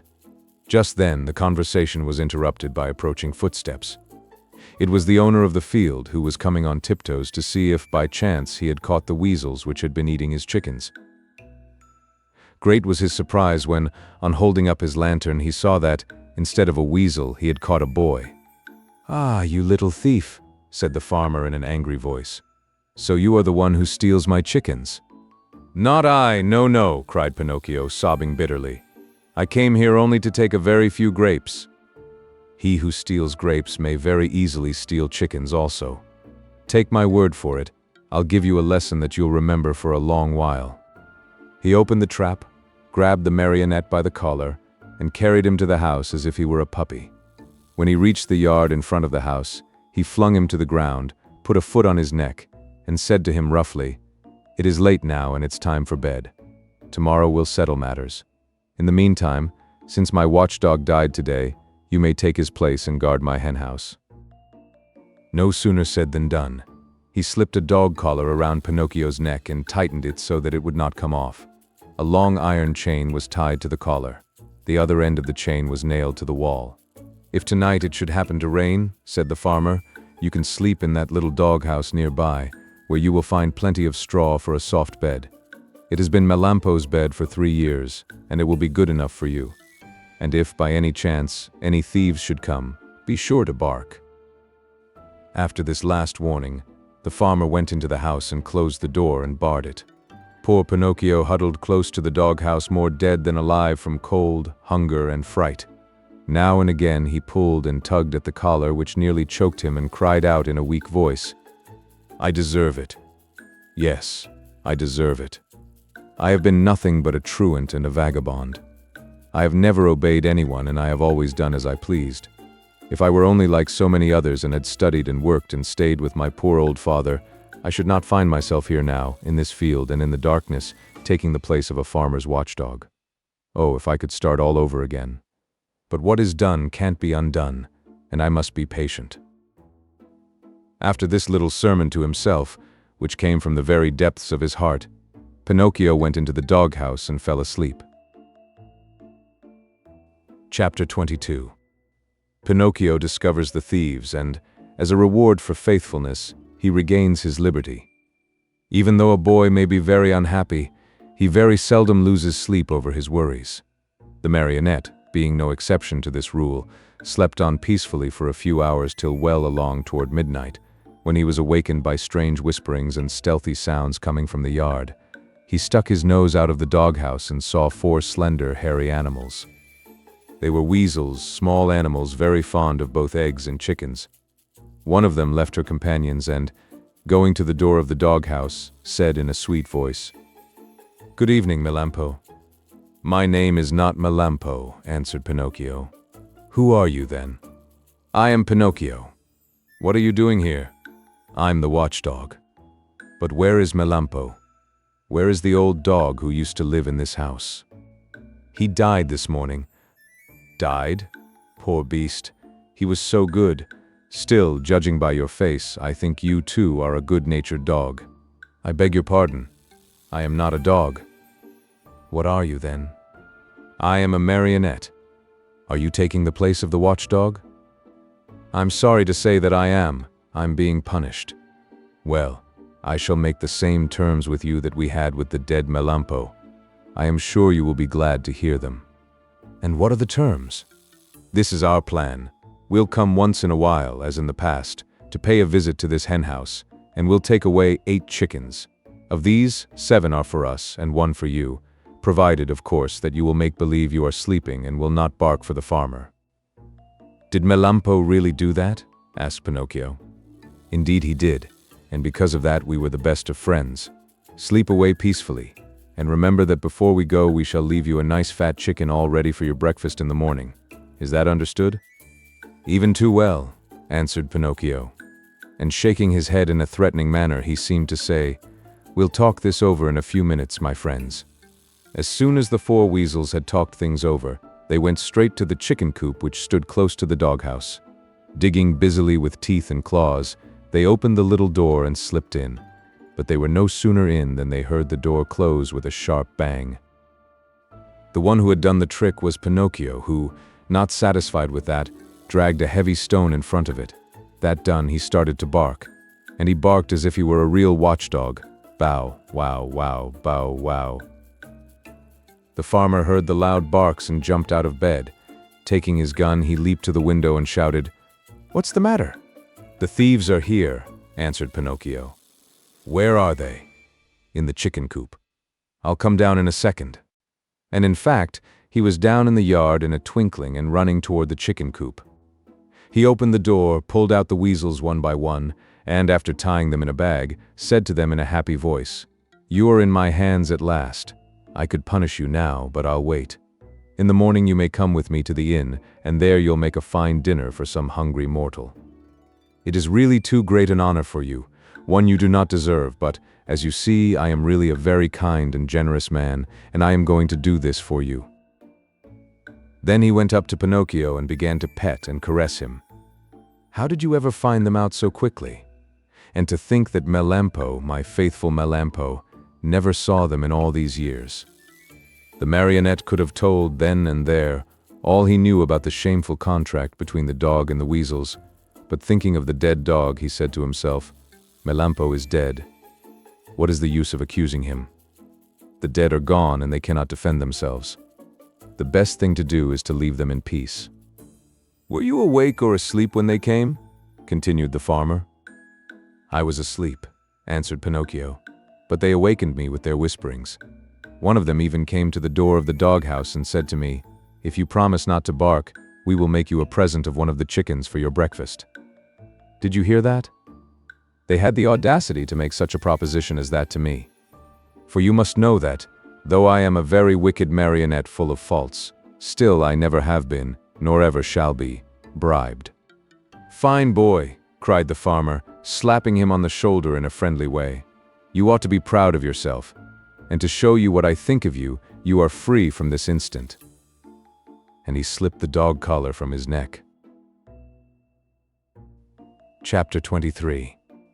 Pinocchio weeps upon learning that the lovely maiden with azure hair is dead. He meets a pigeon who carries him to the seashore. He throws himself into the sea to go to the aid of his father. As soon as Pinocchio no longer felt the shameful weight of the dog collar around his neck, he started to run across the fields and meadows, and never stopped till he came to the main road that was to take him to the fairy's house. When he reached it, he looked into the valley far below him, and there he saw the wood where unluckily he had met the fox and the cat, and the tall oak tree where he had been hanged. But though he searched far and near, he could not see the house where the fairy with the azure hair lived. He became terribly frightened, and running as fast as he could, he finally came to the spot where it had once stood. The little house was no longer there. In its place lay a small marble slab, which bore this sad inscription: "Here lies the lovely fairy with azure hair who died of grief when abandoned by her little brother Pinocchio."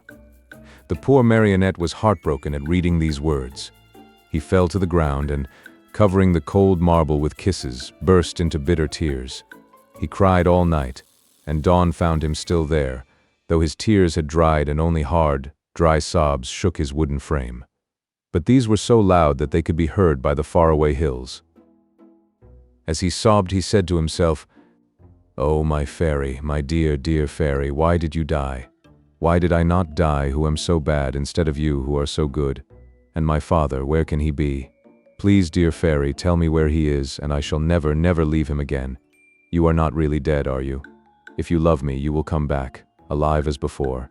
Don't you feel sorry for me? I'm so lonely. If the two assassins come, they'll hang me again from the giant oak tree, and I will really die this time. What shall I do alone in the world? Now that you are dead and my father is lost, where shall I eat? Where shall I sleep? Who will make my new clothes? Oh, I want to die. Yes, I want to die. Oh, oh, oh." Poor Pinocchio.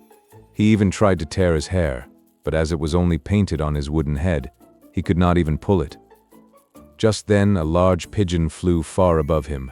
Seeing the marionette, he cried to him, "Tell me, little boy, what are you doing there? Can't you see?" "I'm crying," cried Pinocchio, lifting his head toward the voice and rubbing his eyes with his sleeve. "Tell me," asked the pigeon, "do you by chance know of a marionette, Pinocchio by name?" "Pinocchio? Did you say Pinocchio?" replied the marionette, jumping to his feet. "Why, I am Pinocchio." At this answer, the pigeon flew swiftly down to the earth. He was much larger than a turkey. "Then you know Geppetto also?" "Do I know him? He's my father, my poor dear father. Has he perhaps spoken to you of me? Will you take me to him? Is he still alive? Answer me, please. Is he still alive? I left him 3 days ago on the shore of a large sea. What was he doing? He was building a little boat with which to cross the ocean. For the last 4 months, that poor man has been wandering around Europe, looking for you. Not having found you yet, he has made up his mind to look for you in the New World, far across the ocean. How far is it from here to the shore? Asked Pinocchio anxiously. More than 50 miles. 50 miles? Oh dear pigeon, how I wish I had your wings. If you want to come, I'll take you with me. How? Astride my back. Are you very heavy? Heavy? Not at all. I'm only a feather. Very well. Saying nothing more, Pinocchio jumped on the pigeon's back and, as he settled himself, he cried out gaily, gallop on, my pretty steed. I'm in a great hurry." The pigeon flew away, and in a few minutes he had reached the clouds. The marionette looked to see what was below them. His head swam, and he was so frightened that he clutched wildly at the pigeon's neck to keep himself from falling. They flew all day. Toward evening the pigeon said, "I'm very thirsty." "And I'm very hungry," said Pinocchio. "Let us stop a few minutes at that pigeon coop down there. Then we can go on and be at the seashore in the morning." They went into the empty coop, and there they found nothing but a bowl of water and a small basket filled with chickpeas. The marionette had always hated chickpeas. According to him, they had always made him sick, but that night he ate them with a relish.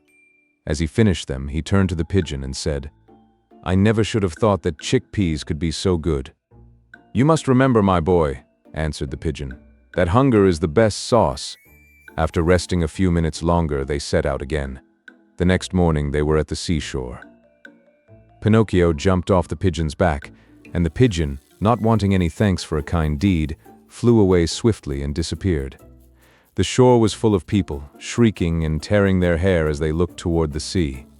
"What has happened?" asked Pinocchio of a little old woman. "A poor old father lost his only son some time ago, and today he built a tiny boat for himself in order to go in search of him across the ocean. The water is very rough, and we're afraid he will be drowned." "Where is the little boat?" "There.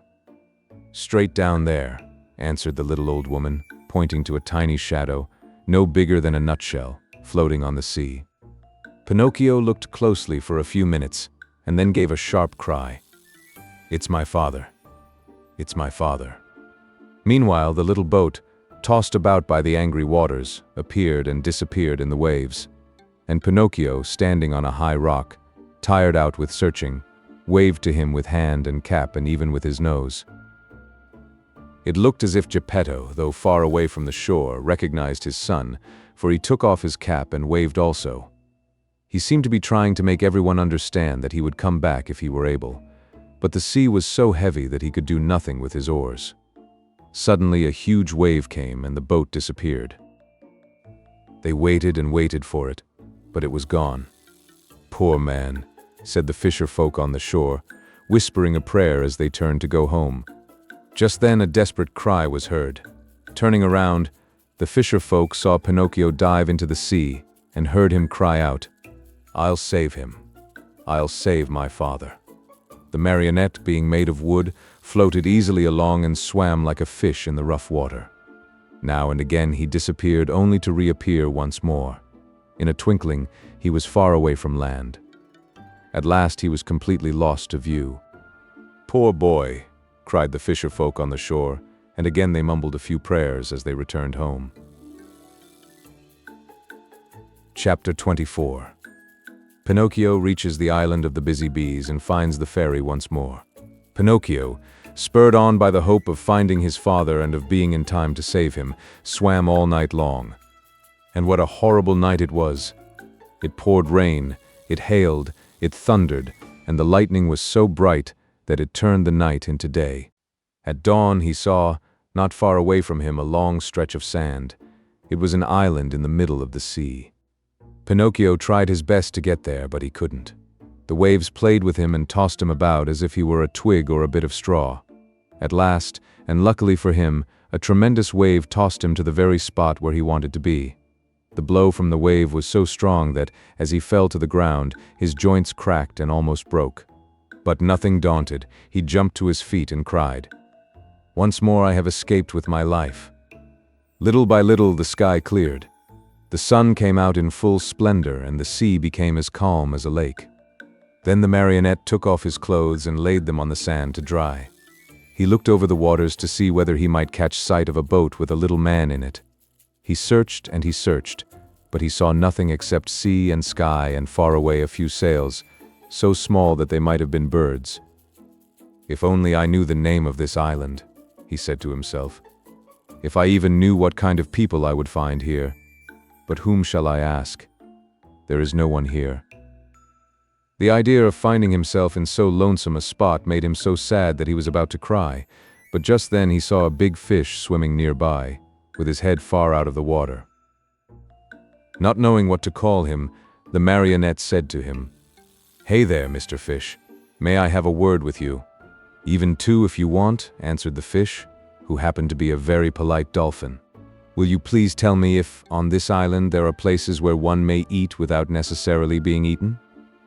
"Surely there are," answered the dolphin. "In fact, you'll find one not far from this spot. And how shall I get there?" "Take that path on your left and follow your nose. You can't go wrong." "Tell me another thing. You who travel day and night through the sea, did you not perhaps meet a little boat with my father in it? And who is you, father?" "His is the best father in the world, even as I am the worst son that can be found." "In the storm of last night," answered the dolphin, "the little boat must have been swamped." "And my father?" "By this time he must have been swallowed by the terrible shark, which, for the last few days, has been bringing terror to these waters." "Is this shark very big?" asked Pinocchio, who was beginning to tremble with fright. "Is he big?" replied the dolphin. "Just to give you an idea of his size, let me tell you that he is larger than a 5-story building, and that he has a mouth so big and so deep that a whole train and engine could easily get into it." "Mother mine!" cried the marionette, scared to death, and dressing himself as fast as he could, he turned to the dolphin and said, "Farewell, Mr. Fish. Pardon the bother, and many thanks for your kindness." This said, he took the path at so swift a gait that he seemed to fly, and at every small sound he heard, he turned in fear to see whether the terrible shark, 5 stories high and with a train in his mouth, was following him.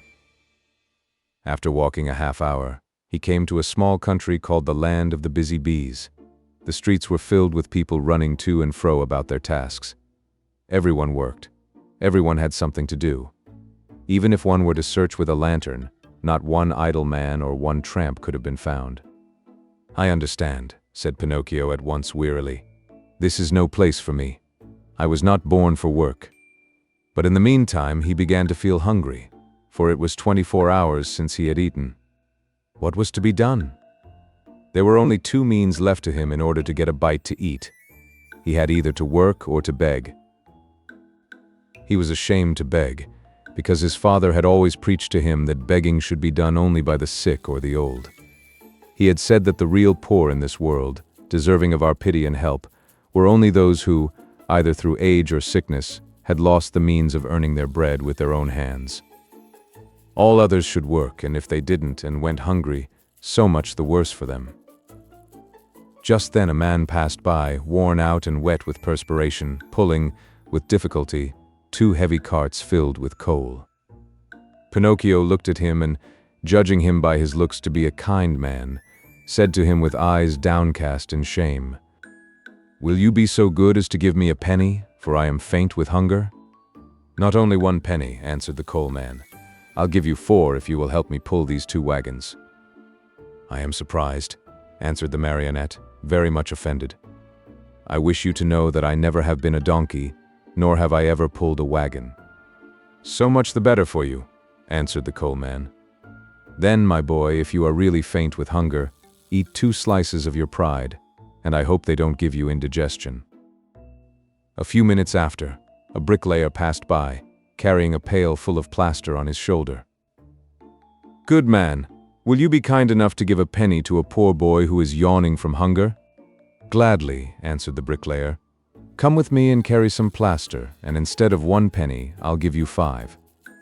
"But the plaster is heavy," answered Pinocchio, "and the work too hard for me." "If the work is too hard for you, my boy, enjoy your yawns and may they bring you luck." In less than a half hour, At least 20 people passed and Pinocchio begged of each one, but they all answered, "Aren't you ashamed? Instead of being a beggar in the streets, why don't you look for work and earn your own bread?" Finally, a little woman went by carrying 2 water jugs. "Good woman, will you allow me to have a drink from one of your jugs?" asked Pinocchio, who was burning up with thirst. "With pleasure, my boy," she answered, setting the 2 jugs on the ground before him. When Pinocchio had had his fill, he grumbled, as he wiped his mouth, "My thirst is gone. If I could only as easily get rid of my hunger." On hearing these words, the good little woman immediately said, "If you help me to carry these jugs home, I'll give you a slice of bread." Pinocchio looked at the jug and said neither yes nor no. "And with the bread, I'll give you a nice dish of cauliflower with white sauce on it." Pinocchio gave the jug another look and said neither yes nor no. And after the cauliflower, some cake and jam. At this last bribery, Pinocchio could no longer resist and said firmly, "Very well, I'll take the jug home for you." The jug was very heavy, and the marionette, not being strong enough to carry it with his hands, had to put it on his head. When they arrived home, the little woman made Pinocchio sit down at a small table and placed before him the bread, the cauliflower, and the cake. Pinocchio did not eat, he devoured. His stomach seemed a bottomless pit. His hunger finally appeased, he raised his head to thank his kind benefactress. But he had not looked at her long when he gave a cry of surprise and sat there with his eyes wide open, his fork in the air, and his mouth filled with bread and cauliflower. "Why all this surprise?" asked the good woman, laughing. "Because," answered Pinocchio, stammering and stuttering, "because you look like you remind me of yes, the same voice, the same eyes, the same hair, yes. You also have the same azure hair she had. Oh, my little fairy, tell me that it is you. Don't make me cry any longer. If you only knew, I have cried so much, I have suffered so."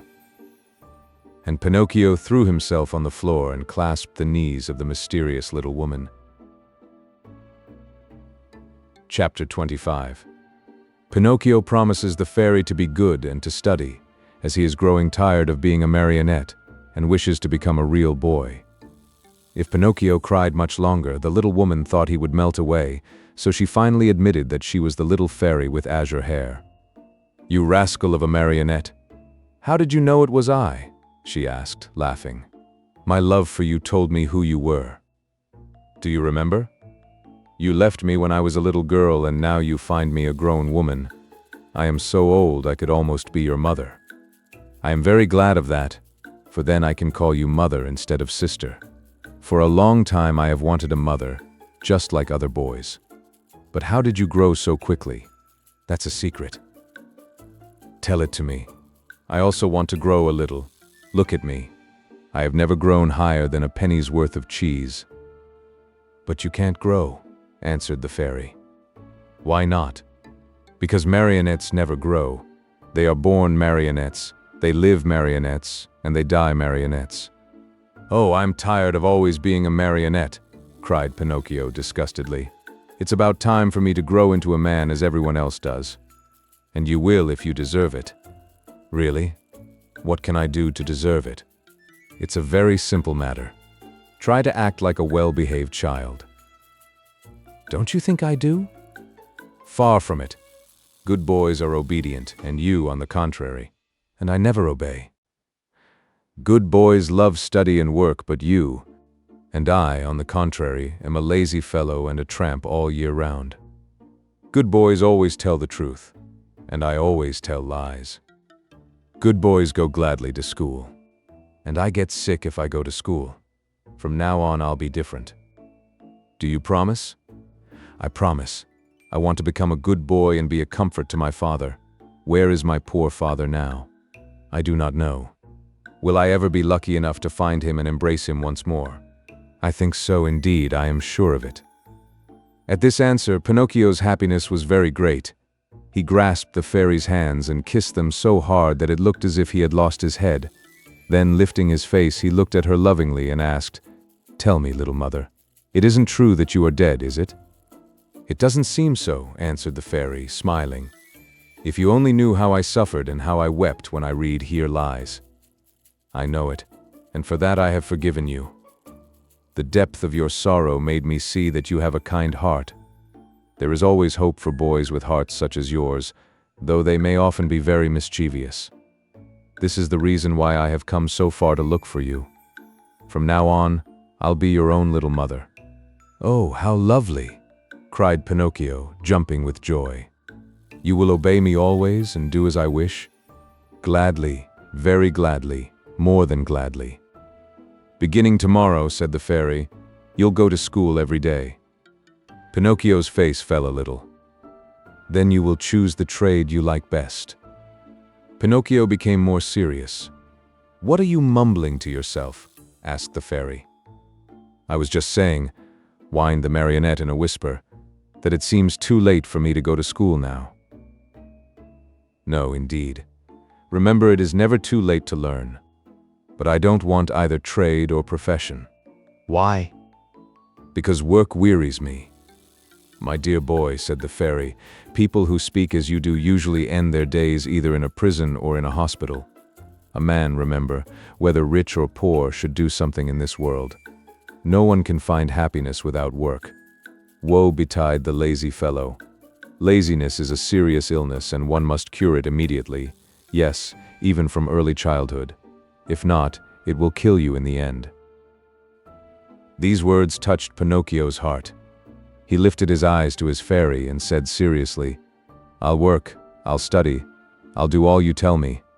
After all, the life of a marionette has grown very tiresome to me and I want to become a boy, no matter how hard it is. You promise that, do you not?" "Yes, I promise, and now it is up to you."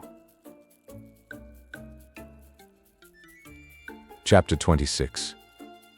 Pinocchio goes to the seashore with his friends to see the terrible shark. In the morning, bright and early, Pinocchio started for school. Imagine what the boys said when they saw a marionette enter the classroom. They laughed until they cried. Everyone played tricks on him. One pulled his hat off, another tugged at his coat, a third tried to paint a mustache under his nose. One even attempted to tie strings to his feet and his hands to make him dance. For a while, Pinocchio was very calm and quiet. Finally, however, he lost all patience and turning to his tormentors, he said to them threateningly, "Careful, boys, I haven't come here to be made fun of. I'll respect you and I want you to respect me." "Hurrah for Dr. Know-All! You have spoken like a printed book," howled the boys, bursting with laughter. One of them, more impudent than the rest, put out his hand to pull the marionette's nose. But he was not quick enough, for Pinocchio stretched his leg under the table and kicked him hard on the shin. "Oh, what hard feet!" cried the boy, rubbing the spot where the marionette had kicked him. "And what elbows! They are even harder than the feet," shouted another one who, because of some other trick, had received a blow in the stomach. With that kick and that blow, Pinocchio gained everybody's favor. Everyone admired him, danced attendance upon him, petted and caressed him. As the days passed into weeks, even the teacher praised him, for he saw him attentive, hard-working, and wide awake, always the first to come in the morning, and the last to leave when school was over. Pinocchio's only fault was that he had too many friends. Among these were many well-known rascals who cared not a jot for study or for success. The teacher warned him each day, and even the good fairy repeated to him many times, "Take care, Pinocchio. Those bad companions will sooner or later make you lose your love for study. Someday they will lead you astray." "There's no such danger," answered the marionette, shrugging his shoulders and pointing to his forehead as if to say, "I'm too wise." So it happened that one day, as he was walking to school, he met some boys who ran up to him and said, "Have you heard the news?" "No. A shark as big as a mountain has been seen near the shore." "Really? I wonder if it could be the same one I heard of when my father was drowned." "We are going to see it. Are you coming?" "No, not I. I must go to school." "What do you care about school? You can go there tomorrow.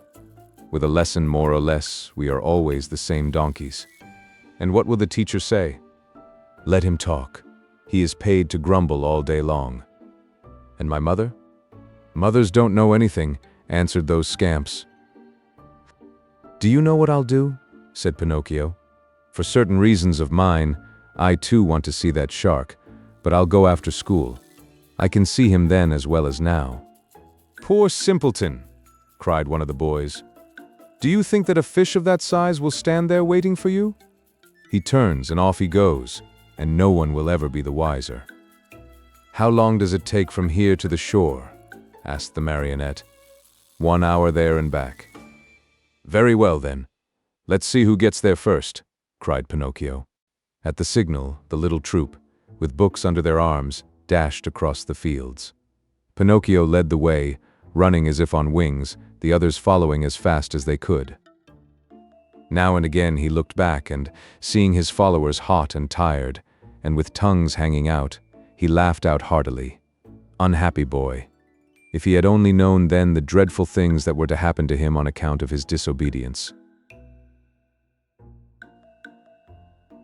Chapter 27. The great battle between Pinocchio and his playmates. One is wounded. Pinocchio is arrested. Going like the wind, Pinocchio took but a very short time to reach the shore. He glanced all about him, but there was no sign of a shark. The sea was as smooth as glass. "Hey there, boys! Where's that shark?" he asked, turning to his playmates. "He may have gone for his breakfast," said one of them, laughing. "Or perhaps he went to bed for a little nap," said another, laughing also. From the answers and the laughter which followed them, Pinocchio understood that the boys had played a trick on him. "What now?" he said angrily to them. "What's the joke?" "Oh, the joke's on you," cried his tormentors, laughing more heartily than ever, and dancing gaily around the marionette. "And that is?" "That we have made you stay out of school to come with us. Aren't you ashamed of being such a goody-goody and of studying so hard? You never have a bit of enjoyment. And what is it to you if I do study? What does the teacher think of us, you mean? Why? Don't you see? If you study and we don't, we pay for it. After all, it's only fair to look out for ourselves. What do you want me to do? Hate school and books and teachers as we all do. They are your worst enemies, you know, and they like to make you as unhappy as they can. And if I go on studying, what will you do to me? You'll pay for it." "Really, you amuse me," answered the marionette, nodding his head. "Hey, Pinocchio," cried the tallest of them all, "that will do. We are tired of hearing you bragging about yourself, you little turkey cock. You may not be afraid of us, but remember we are not afraid of you either. You are alone, you know, and we are 7. "Like the 7 sins," said Pinocchio, still laughing. "Did you hear that? He has insulted us all. He has called us sins. Pinocchio, apologize for that, or look out." "Cuckoo," said the marionette, mocking them with his thumb to his nose. "You'll be sorry." "Cuckoo! We'll whip you soundly." "Cuck-oo! You'll go home with a broken nose." "Cuckoo!" "Very well then. Take that, and keep it for your supper," called out the boldest of his tormentors. And with the words, he gave Pinocchio a terrible blow on the head. Pinocchio answered with another blow, and that was the signal for the beginning of the fray. In a few moments, the fight raged hot and heavy on both sides. Pinocchio, although alone, defended himself bravely. With those 2 wooden feet of his, he worked so fast that his opponents kept at a respectful distance. Wherever they landed, they left their painful mark and the boys could only run away and howl. Enraged at not being able to fight the marionette at close quarters, they started to throw all kinds of books at him. Readers, geographies, histories, grammars flew in all directions. But Pinocchio was keen of eye and swift of movement, and the books only passed over his head, landed in the sea, and disappeared. The fish, thinking they might be good to eat, came to the top of the water in great numbers. Some took a nibble, some took a bite, but no sooner had they tasted a page or 2 than they spat them out with a wry face, as if to say, "What a horrid taste! Our own food is so much better." Meanwhile the battle waxed more and more furious. At the noise, a large crab crawled slowly out of the water and, with a voice that sounded like a trombone suffering from a cold, he cried out, "Stop fighting, you rascals! These battles between boys rarely end well. Trouble is sure to come to you." Poor crab. He might as well have spoken to the wind. Instead of listening to his good advice, Pinocchio turned to him and said as roughly as he knew how, "Keep quiet, ugly Gab. It would be better for you to chew a few cough drops to get rid of that cold you have. Go to bed and sleep. You will feel better in the morning." In the meantime, the boys, having used all their books, looked around for new ammunition. Seeing Pinocchio's bundle lying idle nearby, they somehow managed to get hold of it. One of the books was a very large volume, an arithmetic text, heavily bound in leather. It was Pinocchio's pride. Among all his books, he liked that one the best. Thinking it would make a fine missile, one of the boys took hold of it and threw it with all his strength at Pinocchio's head. But instead of hitting the marionette, the book struck one of the other boys who, as pale as a ghost, cried out faintly, "Oh, mother, help! I'm dying," and fell senseless to the ground. At the sight of that pale little corpse, the boys were so frightened that they turned tail and ran. In a few moments, all had disappeared. All except Pinocchio. Although scared to death by the horror of what had been done, he ran to the sea and soaked his handkerchief in the cool water, and with it bathed the head of his poor little schoolmate. Sobbing bitterly, he called to him, saying, "Eugene, my poor Eugene, open your eyes and look at me. Why don't you answer? I was not the one who hit you, you know. Believe me, I didn't do it. Open your eyes, Eugene. If you keep them shut, I'll die too. Oh dear me, how shall I ever go home now? How shall I ever look at my little mother again? What will happen to me? Where shall I go? Where shall I hide? Oh, how much better it would have been, 1,000 times better, if only I had gone to school. Why did I listen to those boys? They always were a bad influence. And to think that the teacher had told me, and my mother too, beware of bad company. That's what she said. But I'm stubborn and proud. I listen, but always I do as I wish. And then I pay. I've never had a moment's peace since I've been born. Oh dear, what will become of me? What will become of me?" Pinocchio went on crying and moaning and beating his head. Again and again he called to his little friend, when suddenly he heard heavy steps approaching. He looked up and saw 2 tall carabineers near him. "What are you doing stretched out on the ground?" they asked Pinocchio. "I'm helping this schoolfellow of mine." "Has he fainted?" "I should say so," said one of the carabineers, bending to look at Eugene. "This boy has been wounded on the temple. Who has hurt him?" "Not I," stammered the marionette, who had hardly a breath left in his whole body. "If it wasn't you, who was it, then?" "Not I," repeated Pinocchio. "And with what was he wounded?" "With this book," and the marionette picked up the arithmetic text to show it to the officer. "And whose book is this?" "Mine." "Enough. Not another word. Get up as quickly as you can and come along with us." "But I." "Come with us." "But I am innocent." "Come with us." Before starting out, the officers called out to several fishermen passing by in a boat and said to them, "Take care of this little fellow who has been hurt. Take him home and bind his wounds. Tomorrow we'll come after him." They then took hold of Pinocchio and, putting him between them, said to him in a rough voice, "March, and go quickly, or it will be the worse for you." They did not have to repeat their words. The marionette walked swiftly along the road to the village. But the poor fellow hardly knew what he was about. He thought he had a nightmare. He felt ill. His eyes saw everything double, his legs trembled, his tongue was dry, and try as he might, he could not utter a single word. Yet, in spite of this numbness of feeling, he suffered keenly at the thought of passing under the windows of his good little fairy's house. What would she say on seeing him between 2 carabineers? They had just reached the village, when a sudden gust of wind blew off Pinocchio's cap and made it go sailing far down the street. "Would you allow me," the marionette asked the carabineers, "to run after my cap?" "Very well, go, but hurry." The marionette went, picked up his cap, but instead of putting it on his head, he stuck it between his teeth and then raced toward the sea. He went like a bullet out of a gun. The carabineers, judging that it would be very difficult to catch him, sent a large mastiff after him, one that had won first prize in all the dog races. Pinocchio ran fast and the dog ran faster. At so much noise, the people hung out of the windows or gathered in the street, anxious to see the end of the contest. But they were disappointed, for the dog and Pinocchio raised so much dust on the road that, after a few moments, it was impossible to see them. Chapter 28. Pinocchio runs the danger of being fried in a pan like a fish. During that wild chase, Pinocchio lived through a terrible moment when he almost gave himself up as lost.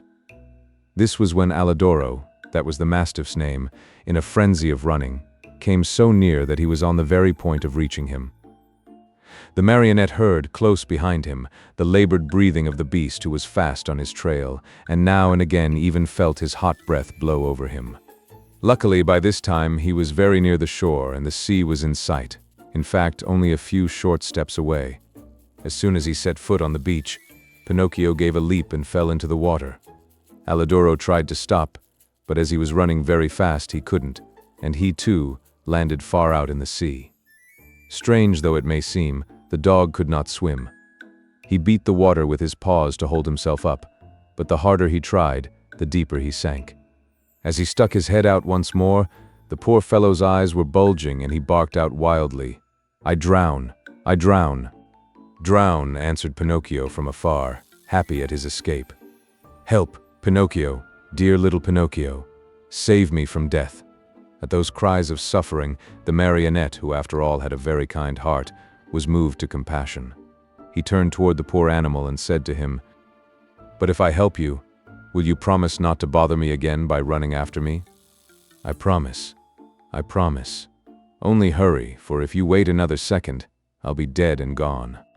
Pinocchio hesitated still another minute. Then, remembering how his father had often told him that a kind deed is never lost, he swam to Alidoro and, catching hold of his tail, dragged him to the shore. The poor dog was so weak he could not stand. He had swallowed so much salt water that he was swollen like a balloon. However, Pinocchio, not wishing to trust him too much, threw himself once again into the sea. As he swam away, he called out, "Goodbye, Alidoro. Good luck, and remember me to the family." "Goodbye, little Pinocchio," answered the dog. "1,000 thanks for having saved me from death. You did me a good turn, and in this world, what is given is always returned. If the chance comes, I shall be there." Pinocchio went on swimming close to shore. At last he thought he had reached a safe place. Glancing up and down the beach, he saw the opening of a cave out of which rose a spiral of smoke. In that cave, he said to himself, there must be a fire. So much the better. I'll dry my clothes and warm myself, and then, well. His mind made up. Pinocchio swam to the rocks, but as he started to climb, he felt something under him lifting him up higher and higher. He tried to escape, but he was too late. To his great surprise, he found himself in a huge net, amid a crowd of fish of all kinds and sizes, who were fighting and struggling desperately to free themselves. At the same time, he saw a fisherman come out of the cave, a fisherman so ugly that Pinocchio thought he was a sea monster. In place of hair, his head was covered by a thick bush of green grass. Green was the skin of his body, green were his eyes, green was the long, long beard that reached down to his feet. He looked like a giant lizard with legs and arms. When the fisherman pulled the net out of the sea, he cried out joyfully, "Blessed Providence! Once more I'll have a fine meal of fish." "Thank heaven I'm not a fish," said Pinocchio to himself, trying with these words to find a little courage. The fisherman took the net and the fish to the cave, a dark, gloomy, smoky place. In the middle of it, a pan full of oil sizzled over a smoky fire, sending out a repelling odor of tallow that took away one's breath. "Now, let's see what kind of fish we have caught today," said the green fisherman. He put a hand as big as a spade into the net and pulled out a handful of mullets. "Fine mullets these," he said, after looking at them and smelling them with pleasure. After that, he threw them into a large, empty tub. Many times he repeated this performance. As he pulled each fish out of the net, his mouth watered with the thought of the good dinner coming, and he said, "Fine fish these, Base. Very tasty these whitefish. Delicious flounders these. What splendid crabs! And these dear little anchovies with their heads still on. As you can well imagine, the bass, the flounders, the whitefish, and even the little anchovies all went together into the tub to keep the mullets company. The last to come out of the net was Pinocchio. As soon as the fisherman pulled him out, his green eyes opened wide with surprise, and he cried out in fear, "What kind of fish is this? I don't remember ever eating anything like it." He looked at him closely, and after turning him over and over, he said at last, "I understand. He must be a crab." Pinocchio, mortified at being taken for a crab, said resentfully, "What nonsense! A crab indeed. I am no such thing. Beware how you deal with me. I am a marionette. I want you to know." "A marionette?" asked the fisherman. "I must admit that a marionette fish is, for me, an entirely new kind of fish. So much the better. I'll eat you with greater relish." "Eat me? But can't you understand that I'm not a fish? Can't you hear that I speak and think as you do?" "It's true," answered the fisherman, "but since I see that you are a fish, well able to talk and think as I do, I'll treat you with all due respect. And that is, that, as a sign of my particular esteem, I'll leave to you the choice of the manner in which you are to be cooked. Do you wish to be fried in a pan, or do you prefer to be cooked with tomato sauce?"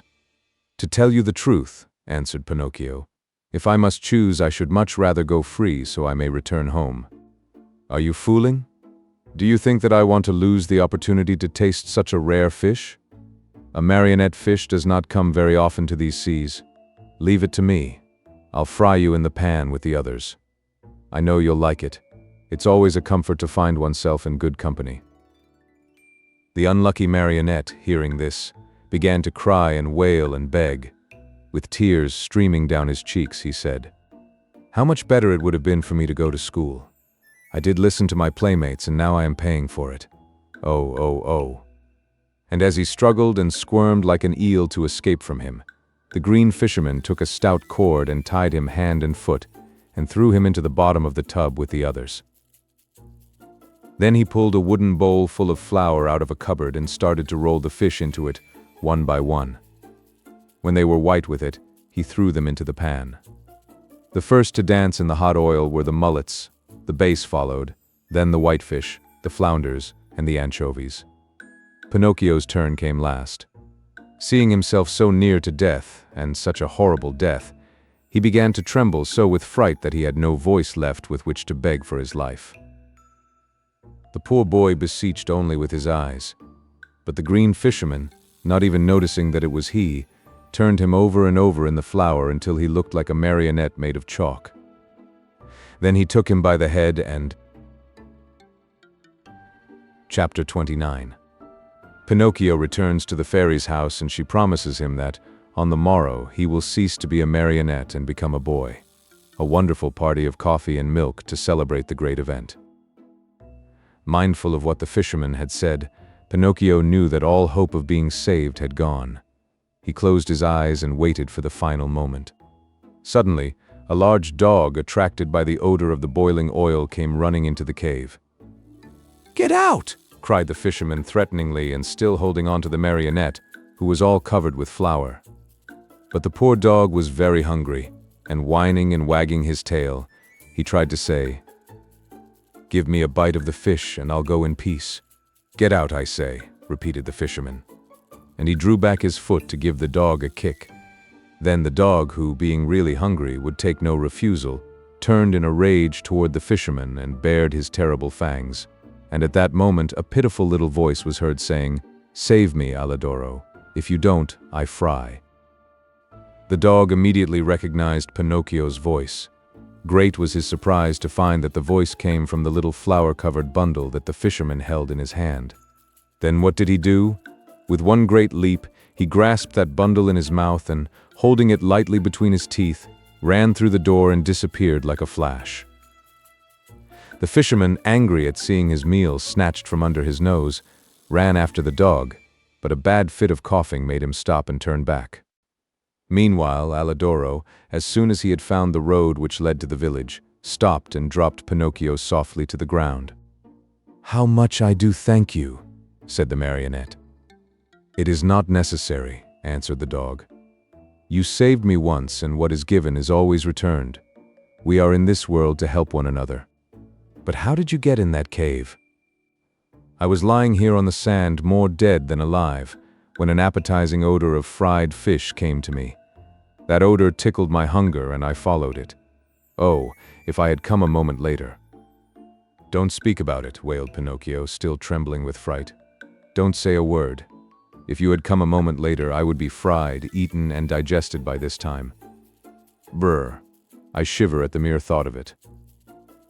Alidoro laughingly held out his paw to the marionette, who shook it heartily, feeling that now he and the dog were good friends.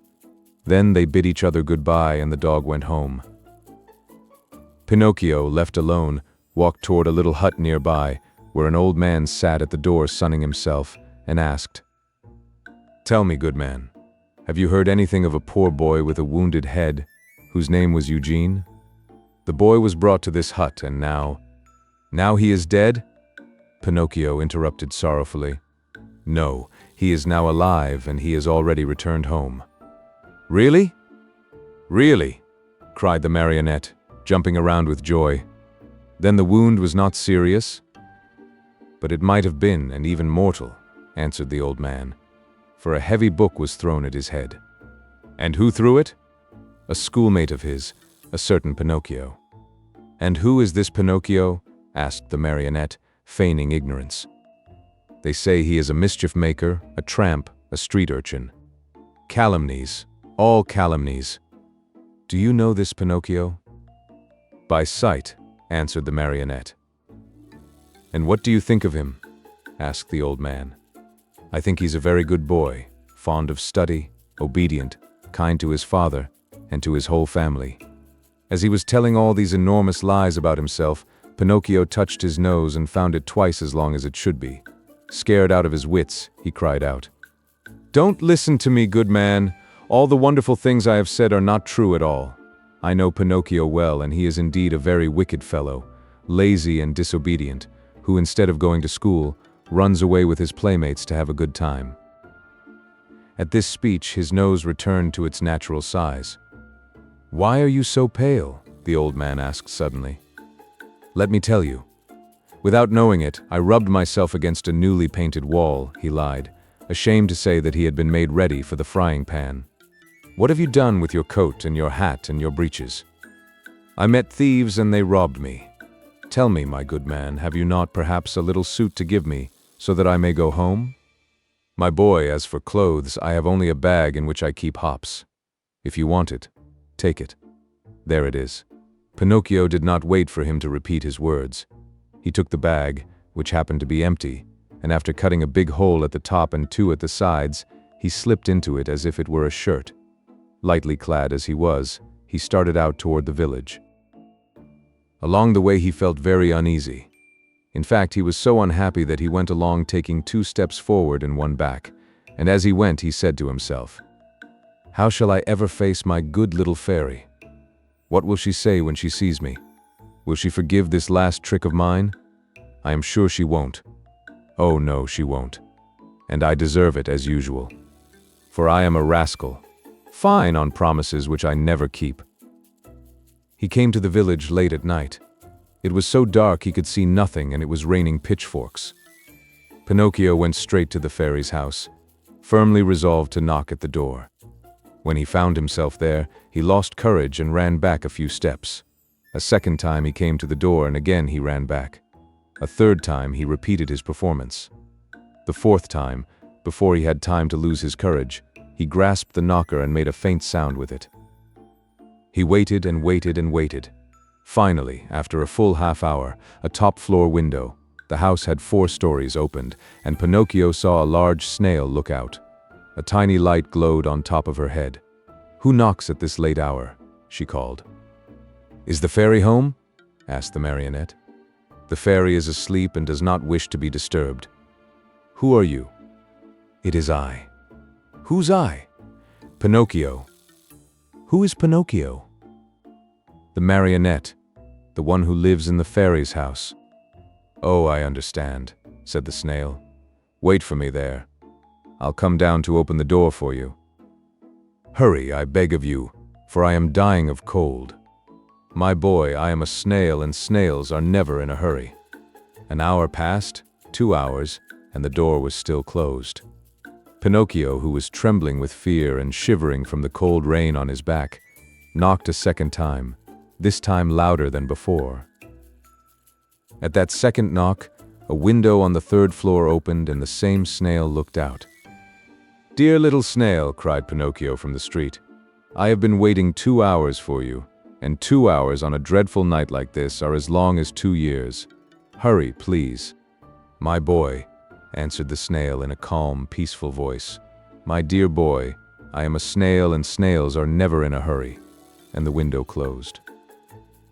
A few minutes later midnight struck, then 1 o'clock, 2 o'clock, and the door still remained closed. Then Pinocchio, losing all patience, grabbed the knocker with both hands, fully determined to awaken the whole house and street with it. As soon as he touched the knocker, however, it became an eel and wiggled away into the darkness. "Really?" cried Pinocchio, blind with rage. "If the knocker is gone, I can still use my feet." He stepped back and gave the door a most solemn kick. He kicked so hard that his foot went straight through the door and his leg followed almost to the knee. No matter how he pulled and tugged, he could not pull it out. There he stayed as if nailed to the door. Poor Pinocchio. The rest of the night he had to spend with one foot through the door and the other one in the air. As dawn was breaking, the door finally opened. That brave little animal, the snail, had taken exactly 9 hours to go from the 4th floor to the street. How she must have raced. "What are you doing with your foot through the door?" she asked the marionette, laughing. "It was a misfortune. Won't you try, pretty little snail, to free me from this terrible torture?" "My boy, we need a carpenter here, and I have never been one." "Ask the fairy to help me. The fairy is asleep and does not want to be disturbed." "But what do you want me to do, nailed to the door like this?" "Enjoy yourself counting the ants which are passing by. Bring me something to eat at least, for I am faint with hunger." Immediately. In fact, after 3 hours and a half, Pinocchio saw her return with a silver tray on her head. On the tray there was bread, roast chicken, fruit. "Here is the breakfast the fairy sends to you," said the snail. At the sight of all these good things, the marionette felt much better. What was his disgust, however, when on tasting the food, he found the bread to be made of chalk, the chicken of cardboard, and the brilliant fruit of colored alabaster. He wanted to cry. He wanted to give himself up to despair. He wanted to throw away the tray and all that was on it. Instead, either from pain or weakness, he fell to the floor in a dead faint. When he regained his senses, he found himself stretched out on a sofa and the fairy was seated near him. "This time also I forgive you," said the fairy to him. "But be careful not to get into mischief again." Pinocchio promised to study and to behave himself, and he kept his word for the remainder of the year. At the end of it, he passed first in all his examinations, and his report was so good that the fairy said to him happily, "Tomorrow your wish will come true." "And what is it?" "Tomorrow you will cease to be a marionette and will become a real boy." Pinocchio was beside himself with joy. All his friends and schoolmates must be invited to celebrate the great event. The fairy promised to prepare 200 cups of coffee and milk, and 400 slices of toast buttered on both sides. The day promised to be a very gay and happy one, but unluckily, in a marionette's life, there's always a but which is apt to spoil everything. Chapter 30. Pinocchio, instead of becoming a boy, runs away to the land of toys with his friend, Lampwick. Coming at last out of the surprise into which the fairy's words had thrown him, Pinocchio asked for permission to give out the invitations. "Indeed, you may invite your friends to tomorrow's party. Only remember to return home before dark. Do you understand?" "I'll be back in 1 hour without fail," answered the marionette. "Take care, Pinocchio. Boys give promises very easily, but they as easily forget them. But I am not like those others.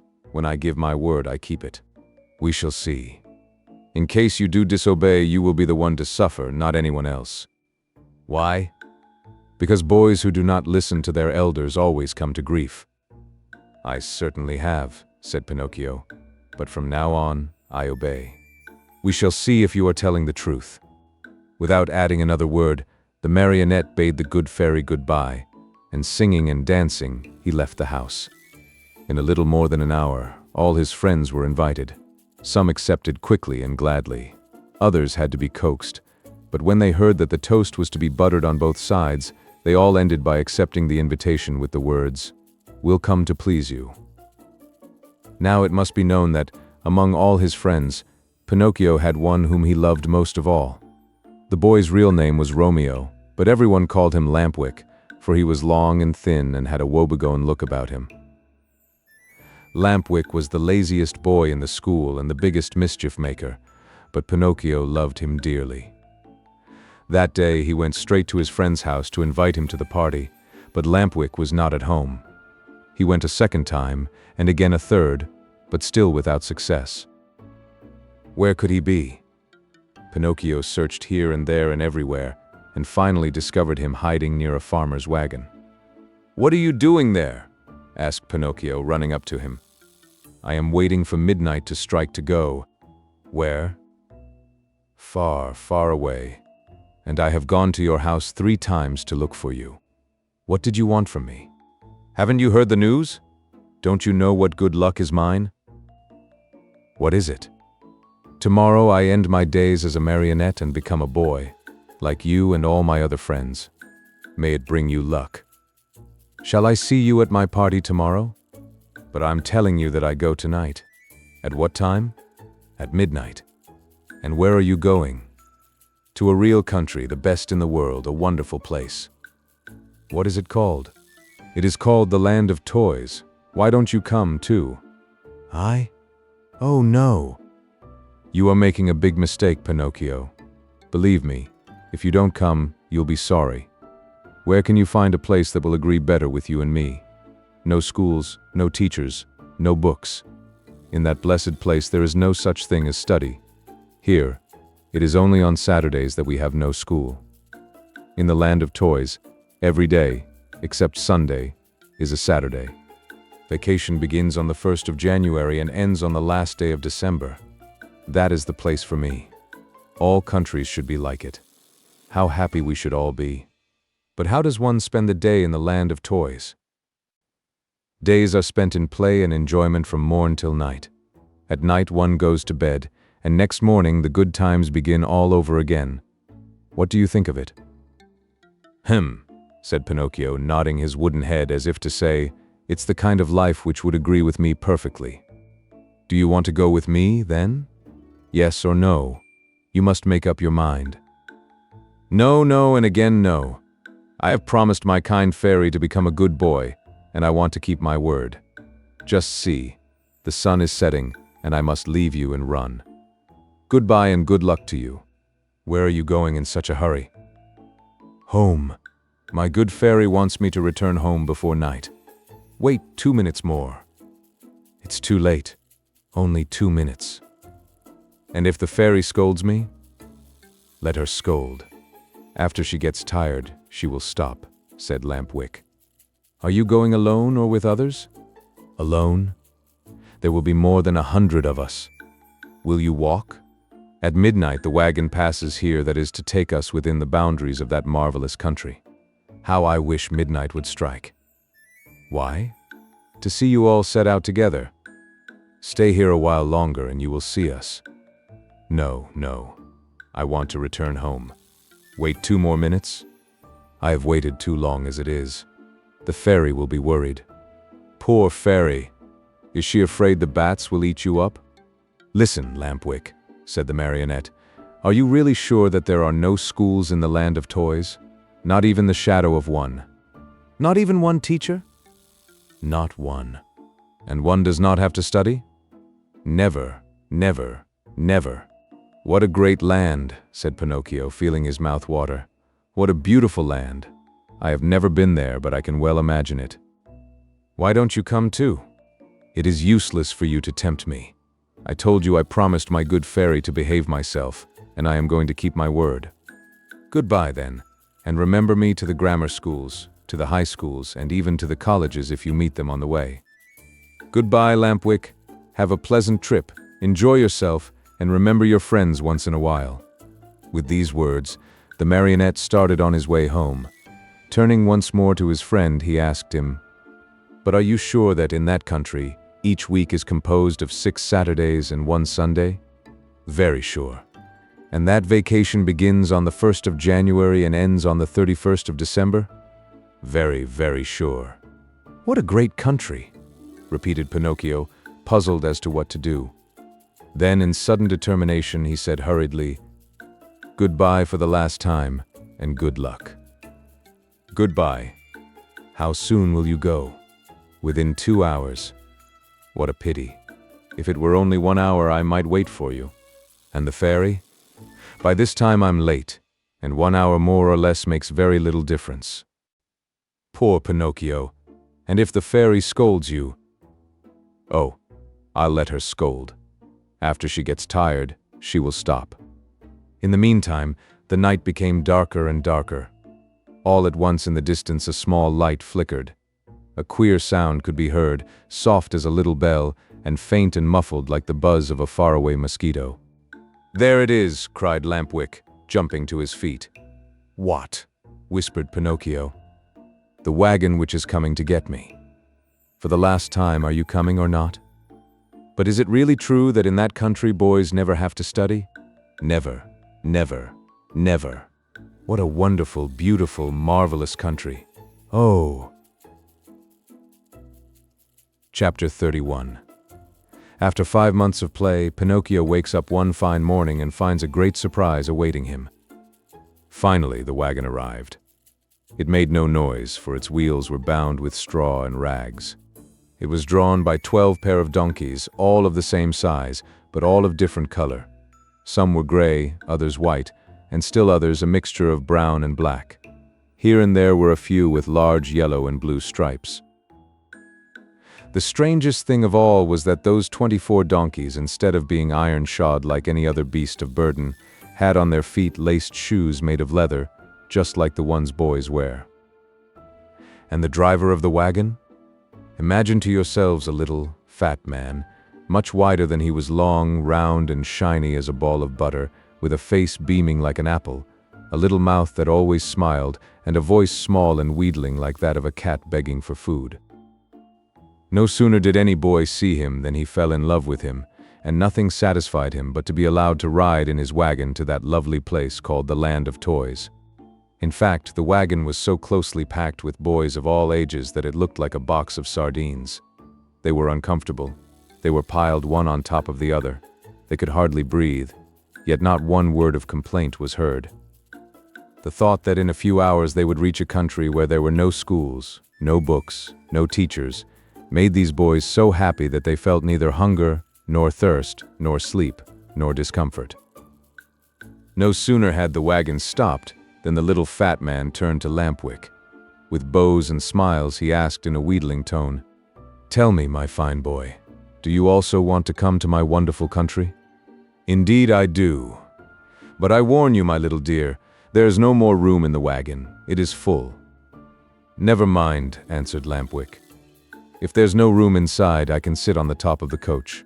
And with one leap, he perched himself there. "What about you, my love?" asked the little man, turning politely to Pinocchio. "What are you going to do? Will you come with us, or do you stay here?" "I stay here," answered Pinocchio. "I want to return home, as I prefer to study and to succeed in life." "May that bring you luck." "Pinocchio," Lampwick called out, "listen to me. Come with us and we'll always be happy." "No, no, no. Come with us and we'll always be happy," cried 4 other voices from the wagon. "Come with us and we'll always be happy," shouted the 100 and more boys in the wagon, all together.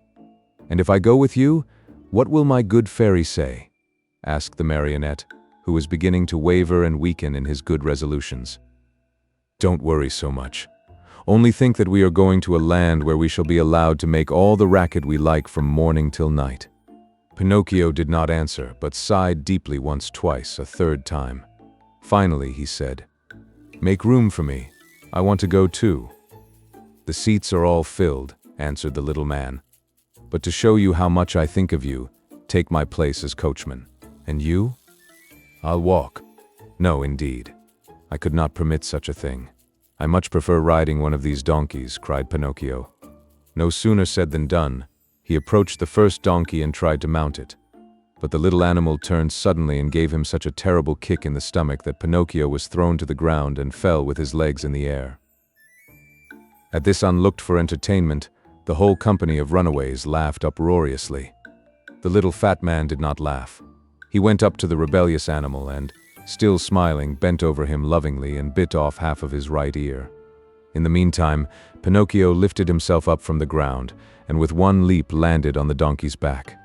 The leap was so well taken that all the boys shouted, "Hurrah for Pinocchio!" and clapped their hands in hearty applause. Suddenly the little donkey gave a kick with his two hind feet and, at this unexpected move, the poor marionette found himself once again sprawling right in the middle of the road. Again the boys shouted with laughter, but the little man, instead of laughing, became so loving toward the little animal that, with another kiss, he bit off half of his left ear. "You can mount now, my boy," he then said to Pinocchio. "Have no fear. That donkey was worried about something, but I have spoken to him and now he seems quiet and reasonable." Pinocchio mounted, and the wagon started on its way. While the donkeys galloped along the stony road, the marionette fancied he heard a very quiet voice whispering to him, "Poor silly, you have done as you wished, but you are going to be a sorry boy before very long." Pinocchio, greatly frightened, looked about him to see whence the words had come, but he saw no one. The donkeys galloped, the wagon rolled on smoothly, the boys slept, Lampwick snored like a dormouse, and the little fat driver sang sleepily between his teeth. After a mile or so, Pinocchio again heard the same faint voice whispering, "Remember, little simpleton, boys who stop studying and turn their backs upon books and schools and teachers in order to give all their time to nonsense and pleasure, sooner or later come to grief. Oh, how well I know this. How well I can prove it to you. A day will come when you will weep bitterly, even as I am weeping now, but it will be too late." At these whispered words, the marionette grew more and more frightened. He jumped to the ground, ran up to the donkey on whose back he had been riding, and taking his nose in his hands, looked at him. Think how great was his surprise when he saw that the donkey was weeping just like a boy. "Hey, Mr. Driver," cried the marionette. "Do you know what strange thing is happening here? This donkey weeps. Let him weep. When he gets married, he will have time to laugh. Have you perhaps taught him to speak? No, he learned to mumble a few words when he lived for 3 years with a band of trained dogs. Poor beast." "Come, come," said the little man. "Do not lose time over a donkey that can weep. Mount quickly and let us go. The night is cool and the road is long." Pinocchio obeyed without another word. The wagon started again. Toward dawn the next morning they finally reached that much-longed-for country, the land of toys. This great land was entirely different from any other place in the world. Its population, large though it was composed wholly of boys. The oldest were about 14 years of age, the youngest, 8. In the street there was such a racket, such shouting, such blowing of trumpets, that it was deafening. Everywhere groups of boys were gathered together. Some played at marbles, at hopscotch, at ball. Others rode on bicycles or on wooden horses. Some played at blindman's buff, others at tag. Here a group played circus, there another sang and recited. A few turned somersaults, others walked on their hands with their feet in the air. Generals in full uniform leading regiments of cardboard soldiers passed by. Laughter, shrieks, howls, catcalls, hand-clapping followed this parade. One boy made a noise like a hen, another like a rooster, and a third imitated a lion in his den. All together they created such a pandemonium that it would have been necessary for you to put cotton in your ears. The squares were filled with small wooden theaters, overflowing with boys from morning till night, and on the walls of the houses, written with charcoal, were words like these: "Hurrah for the land of toys. Down with arithmetic. No more school." As soon as they had set foot in that land, Pinocchio, Lampwick, and all the other boys who had traveled with them started out on a tour of investigation. They wandered everywhere. They looked into every nook and corner, house and theater. They became everybody's friend. Who could be happier than they? What with entertainments and parties, the hours, the days, the weeks passed like lightning. "Oh, what a beautiful life this is," said Pinocchio each time that, by chance, he met his friend Lampwick. "Was I right or wrong?" answered Lampwick. "And to think you did not want to come, to think that even yesterday the idea came into your head to return home to see your fairy and to start studying again. If today you are free from pencils and books and school, you owe it to me, to my advice, to my care. Do you admit it? Only true friends count, after all." "It's true, Lampwick. It's true. If today I am a really happy boy, it is all because of you. And to think that the teacher, when speaking of you, used to say, 'Do not go with that Lampwick. He is a bad companion, and someday he will lead you astray.'" "Poor teacher," answered the other, nodding his head. "Indeed, I know how much he disliked me and how he enjoyed speaking ill of me. But I am of a generous nature, and I gladly forgive him." "Great soul," said Pinocchio, fondly embracing his friend. 5 months passed, and the boys continued playing and enjoying themselves from morn till night, without ever seeing a book or a desk or a school. But, my children, there came a morning when Pinocchio awoke and found a great surprise awaiting him, a surprise which made him feel very unhappy, as you shall see. Chapter 32. Pinocchio's ears become like those of a donkey. In a little while he changes into a real donkey and begins to bray. Everyone at one time or another has found some surprise awaiting him. Of the kind which Pinocchio had on that eventful morning of his life, there are but few. What was it? I will tell you, my dear little readers. On awakening, Pinocchio put his hand up to his head, and there he found. Guess. He found that during the night, his ears had grown at least 10 full inches.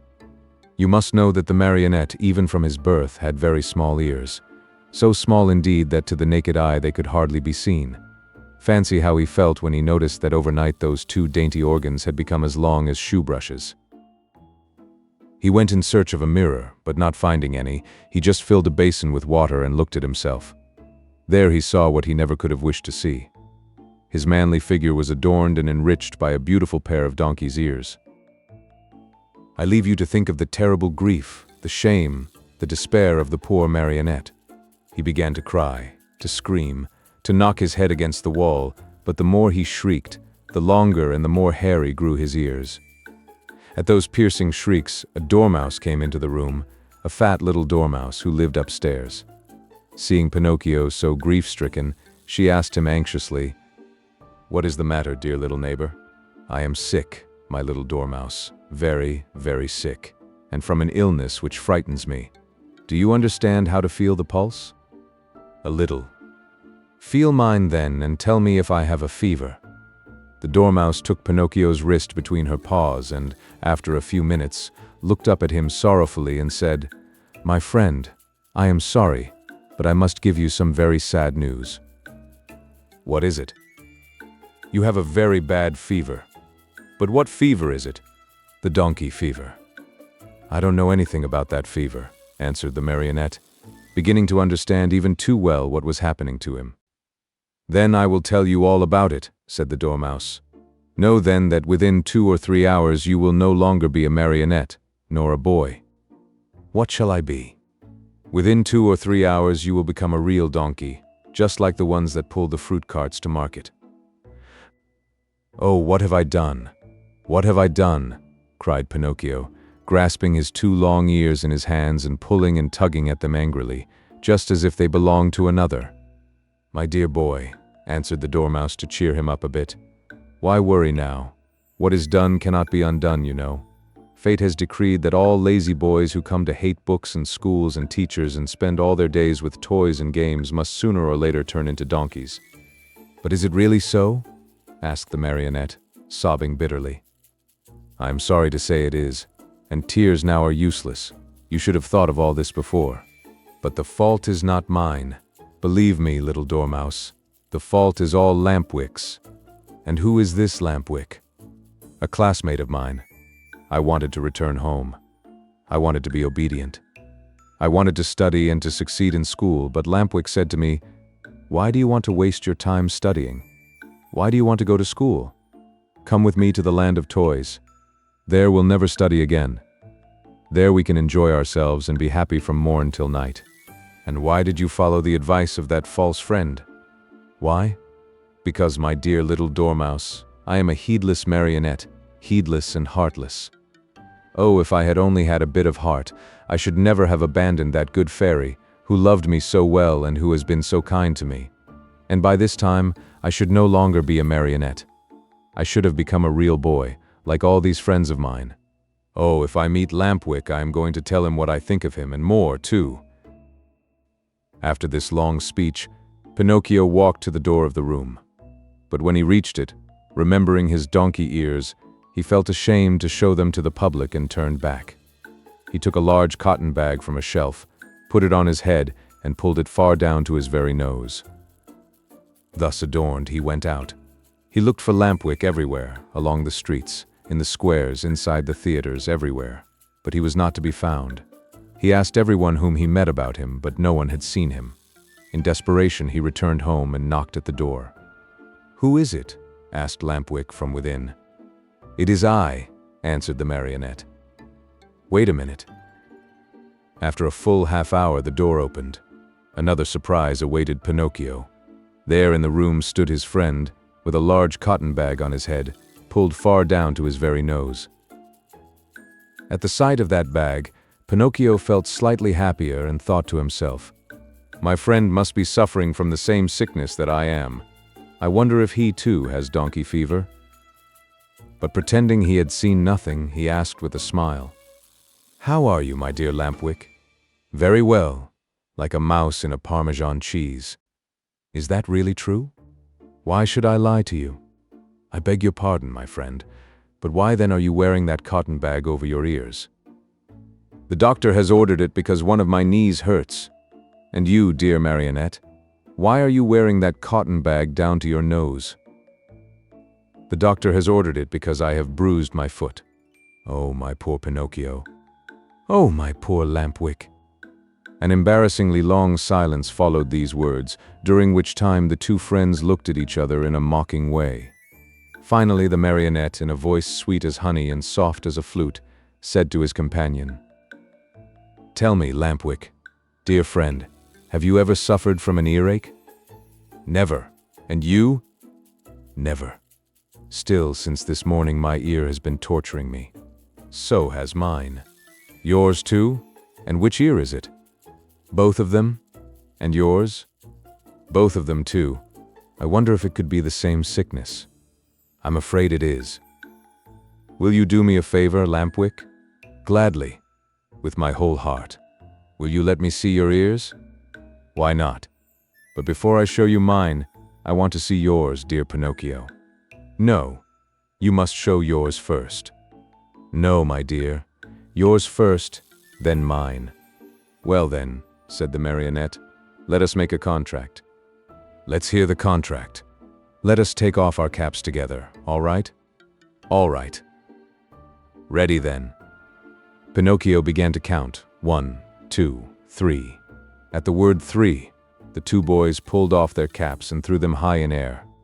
And then a scene took place which is hard to believe, but it is all too true. The marionette and his friend, Lampwick, when they saw each other both stricken by the same misfortune, instead of feeling sorrowful and ashamed, began to poke fun at each other, and after much nonsense, they ended by bursting out into hearty laughter. They laughed and laughed, and laughed again, laughed till they ached, laughed till they cried. But all of a sudden Lampwick stopped laughing. He tottered and almost fell. Pale as a ghost, he turned to Pinocchio and said, "Help, help, Pinocchio." "What is the matter?" "Oh, help me. I can no longer stand up." "I can't either," cried Pinocchio, and his laughter turned to tears as he stumbled about helplessly. They had hardly finished speaking when both of them fell on all fours and began running and jumping around the room. As they ran, their arms turned into legs, their faces lengthened into snouts, and their backs became covered with long gray hairs. This was humiliation enough, but the most horrible moment was the one in which the two poor creatures felt their tails appear. Overcome with shame and grief, they tried to cry and bemoan their fate. But what is done can't be undone. Instead of moans and cries, they burst forth into loud donkey brays which sounded very much like haw, haw, haw. At that moment, a loud knocking was heard at the door and a voice called to them. "Open! I am the little man, the driver of the wagon which brought you here. Open, I say, or beware." Chapter 33. Pinocchio, having become a donkey, is bought by the owner of a circus, who wants to teach him to do tricks. The donkey becomes lame and is sold to a man who wants to use his skin for a drumhead. Very sad and downcast were the two poor little fellows as they stood and looked at each other. Outside the room, the little man grew more and more impatient, and finally gave the door such a violent kick that it flew open. With his usual sweet smile on his lips, he looked at Pinocchio and Lampwick and said to them, "Fine work, boys. You have brayed well, so well that I recognized your voices immediately, and here I am." On hearing this, the two donkeys bowed their heads in shame, dropped their ears, and put their tails between their legs. At first, the little man petted and caressed them and smoothed down their hairy coats. Then he took out a currycomb and worked over them till they shone like glass. Satisfied with the looks of the two little animals, he bridled them and took them to a marketplace far away from the land of toys, in the hope of selling them at a good price. In fact, he did not have to wait very long for an offer. Lampwick was bought by a farmer whose donkey had died the day before. Pinocchio went to the owner of a circus, who wanted to teach him to do tricks for his audiences. And now do you understand what the little man's profession was? This horrid little being, whose face shone with kindness, went about the world looking for boys. Lazy boys. Boys who hated books. Boys who wanted to run away from home. Boys who were tired of school. All these were his joy and his fortune. He took them with him to the land of toys and let them enjoy themselves to their heart's content. When, after months of all play and no work, they became little donkeys, he sold them on the marketplace. In a few years he had become a millionaire. What happened to Lampwick? My dear children, I do not know. Pinocchio, I can tell you, met with great hardships even from the first day. After putting him in a stable, his new master filled his manger with straw, but Pinocchio, after tasting a mouthful, spat it out. Then the man filled the manger with hay. But Pinocchio did not like that any better. "Ah, you don't like hay either?" he cried angrily. "Wait, my pretty donkey, I'll teach you not to be so particular." Without more ado, he took a whip and gave the donkey a hearty blow across the legs. Pinocchio screamed with pain, and as he screamed he brayed, "Haw, haw, haw, I can't digest straw." "Then eat the hay," answered his master, who understood the donkey perfectly. "Haw, haw, haw, hay gives me a headache." "Do you pretend, by any chance, that I should feed you duck or chicken?" asked the man again, and, angrier than ever, he gave poor Pinocchio another lashing. At that second beating, Pinocchio became very quiet and said no more. After that, the door of the stable was closed and he was left alone. It was many hours since he had eaten anything, and he started to yawn from hunger. As he yawned, he opened a mouth as big as an oven. Finally, not finding anything else in the manger, he tasted the hay. After tasting it, he chewed it well, closed his eyes, and swallowed it. "This hay is not bad," he said to himself, "but how much happier I should be if I had studied. Just now, instead of hay, I should be eating some good bread and butter. Patience." Next morning, when he awoke, Pinocchio looked in the manger for more hay, but it was all gone. He had eaten it all during the night. He tried the straw, but as he chewed away at it, he noticed to his great disappointment that it tasted neither like rice nor like macaroni. "Patience," he repeated as he chewed. "If only my misfortune might serve as a lesson to disobedient boys who refuse to study. Patience. Have patience." "Patience indeed," shouted his master just then, as he came into the stable. "Do you think perhaps, my little donkey, that I have brought you here only to give you food and drink? Oh no, you are to help me earn some fine gold pieces, do you hear?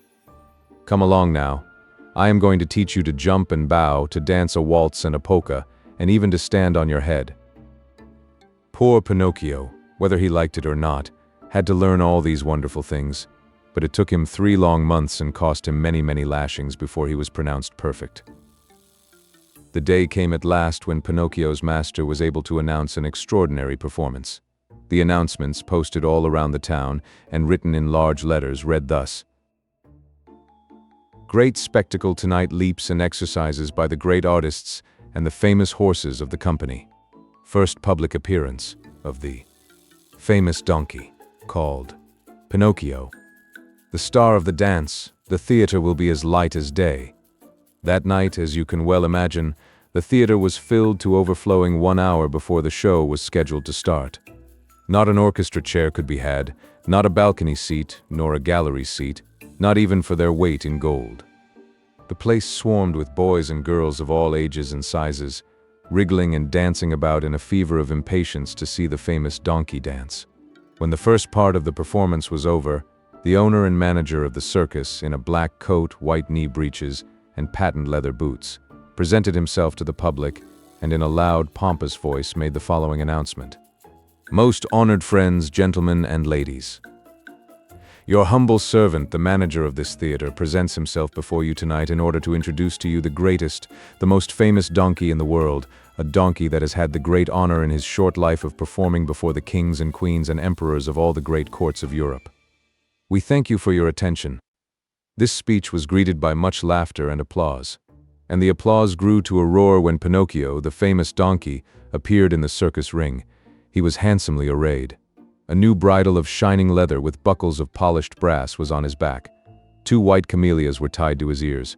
Ribbons and tassels of red silk adorned his mane, which was divided into many curls. A great sash of gold and silver was fastened around his waist, and his tail was decorated with ribbons of many brilliant colors. He was a handsome donkey indeed.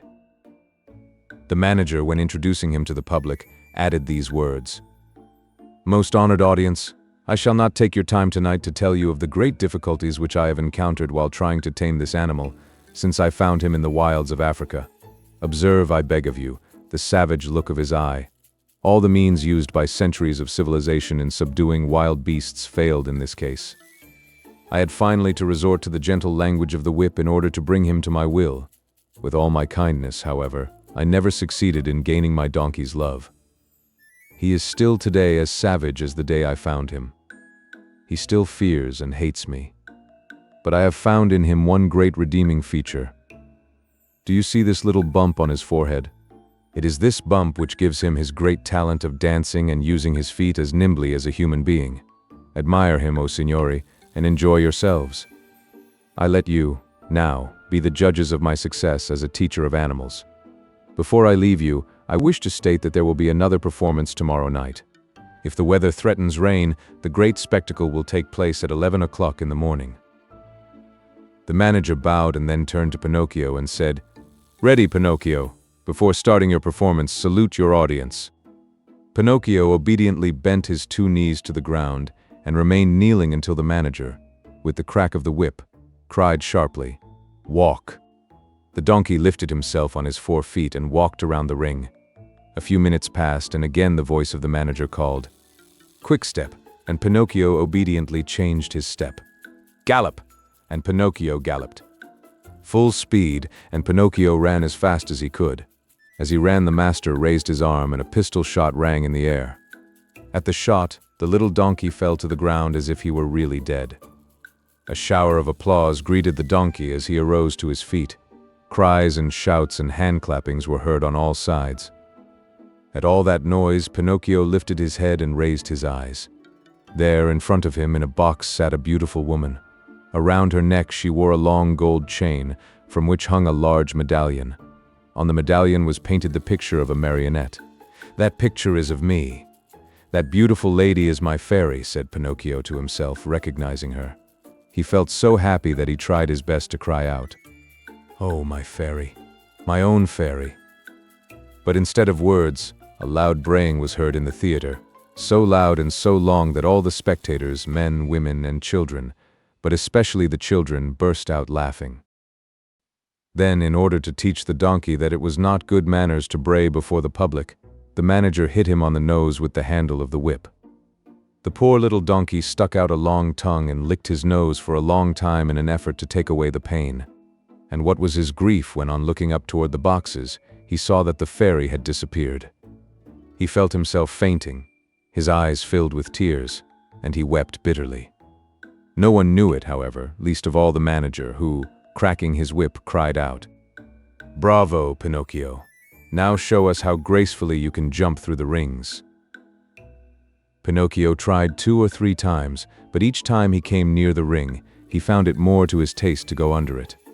The 4th time, at a look from his master, he leaped through it, but as he did so, his hind legs caught in the ring, and he fell to the floor in a heap. When he got up, he was lame and could hardly limp as far as the stable. "Pinocchio! We want Pinocchio! We want the little donkey!" cried the boys from the orchestra, saddened by the accident. No one saw Pinocchio again that evening. The next morning, the veterinary, that is, the animal doctor, declared that he would be lame for the rest of his life. "What do I want with a lame donkey?" said the manager to the stable boy. "Take him to the market and sell him." When they reached the square, a buyer was soon found. "How much do you ask for that little lame donkey?" he asked. $4. "I'll give you 4 cents. Don't think I'm buying him for work. I want only his skin. It looks very tough and I can use it to make myself a drumhead. I belong to a musical band in my village and I need a drum. I leave it to you, my dear children, to picture to yourself the great pleasure with which Pinocchio heard that he was to become a drumhead. As soon as the buyer had paid the 4 cents, the donkey changed hands. His new owner took him to a high cliff overlooking the sea, put a stone around his neck, tied a rope to one of his hind feet, gave him a push, and threw him into the water. Pinocchio sank immediately, and his new master sat on the cliff waiting for him to drown, so as to skin him and make himself a drumhead. Chapter 34. Pinocchio is thrown into the sea, eaten by fishes, and becomes a marionette once more. As he swims to land, he is swallowed by the terrible shark.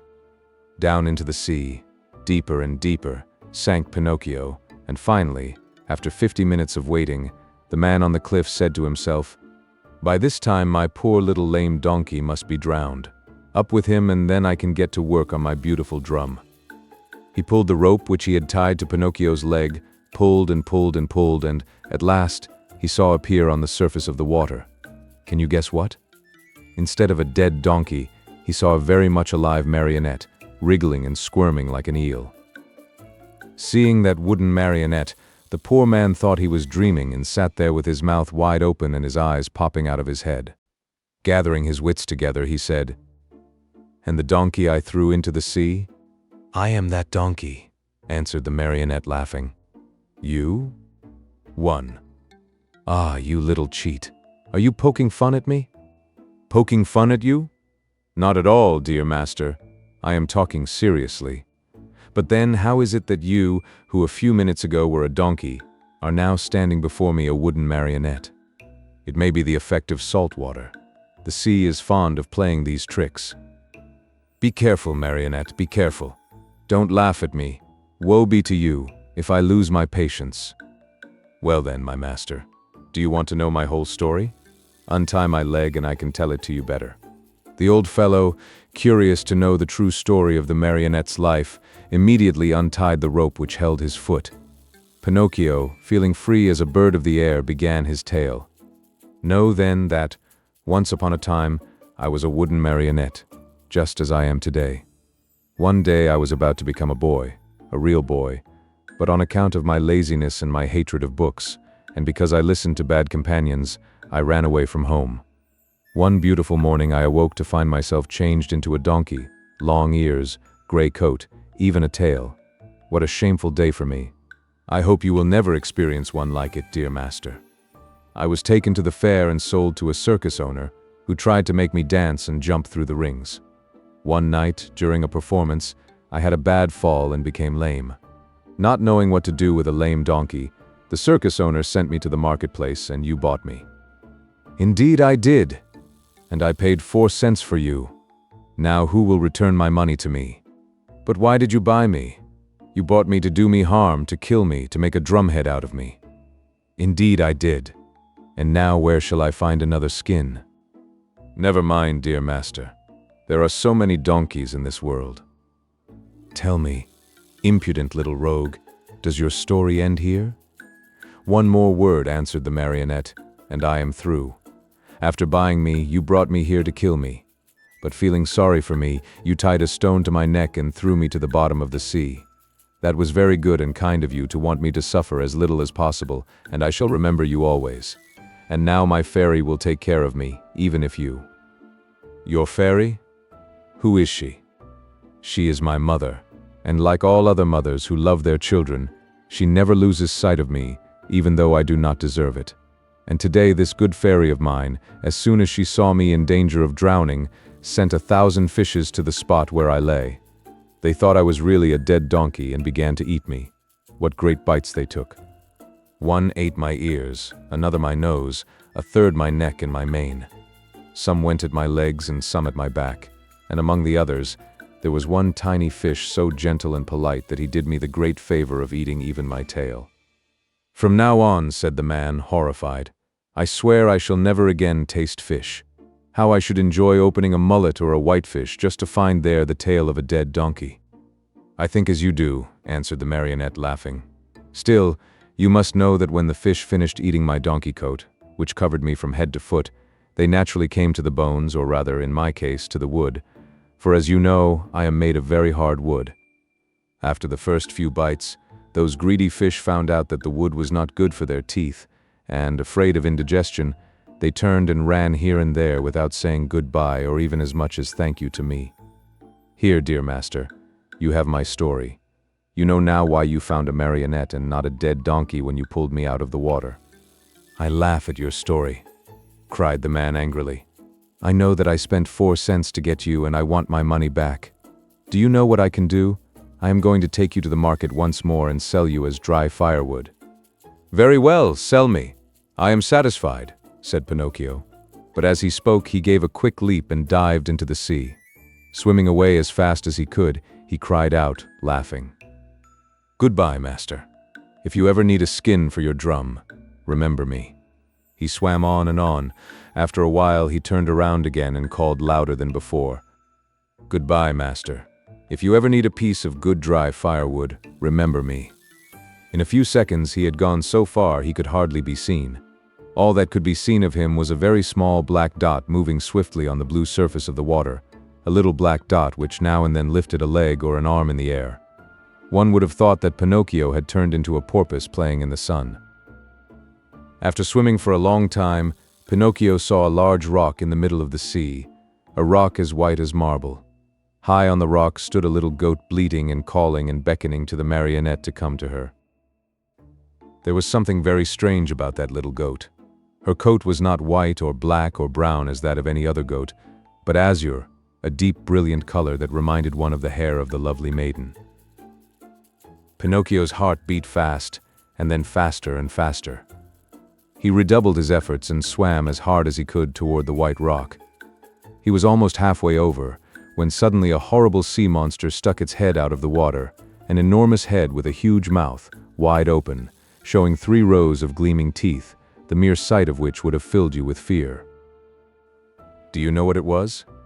That sea monster was no other than the enormous shark, which has often been mentioned in this story and which, on account of its cruelty, had been nicknamed the Attila of the sea by both fish and fishermen. Poor Pinocchio. The sight of that monster frightened him almost to death. He tried to swim away from him, to change his path, to escape, but that immense mouth kept coming nearer and nearer. Hasten, Pinocchio, I beg you, bleated the little goat on the high rock. And Pinocchio swam desperately with his arms, his body, his legs, his feet. Quick, Pinocchio, the monster is coming nearer. Pinocchio swam faster and faster, and harder and harder. Faster, Pinocchio. The monster will get you. There he is. There he is. Quick, quick, or you are lost. Pinocchio went through the water like a shot, swifter and swifter. He came close to the rock. The goat leaned over and gave him one of her hooves to help him up out of the water. Alas, it was too late. The monster overtook him and the marionette found himself in between the rows of gleaming white teeth. Only for a moment, however, for the shark took a deep breath and, as he breathed, he drank in the marionette as easily as he would have sucked an egg. Then he swallowed him so fast that Pinocchio, falling down into the body of the fish, lay stunned for a half hour. When he recovered his senses, the marionette could not remember where he was. Around him all was darkness, a darkness so deep and so black that for a moment he thought he had put his head into an inkwell.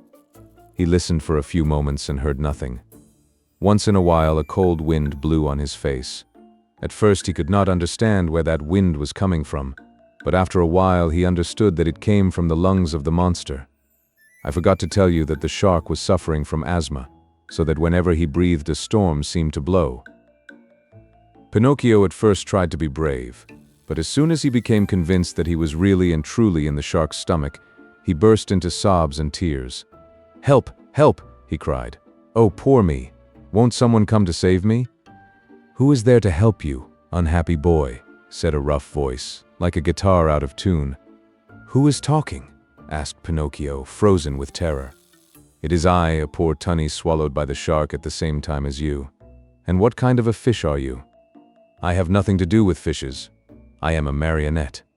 "If you are not a fish, why did you let this monster swallow you?" "I didn't let him. He chased me and swallowed me without even a by your leave. And now what are we to do here in the dark?" "Wait until the shark has digested us both, I suppose." "But I don't want to be digested," shouted Pinocchio, starting to sob. "Neither do I," said the tunny, "but I am wise enough to think that if one is born a fish, it is more dignified to die under the water than in the frying pan." "What nonsense!" cried Pinocchio. "Mine is an opinion," replied the tunny, "and opinions should be respected. But I want to get out of this place. I want to escape. Go if you can." "Is this shark that has swallowed us very long?" asked the marionette. "His body, not counting the tail, is almost a mile long."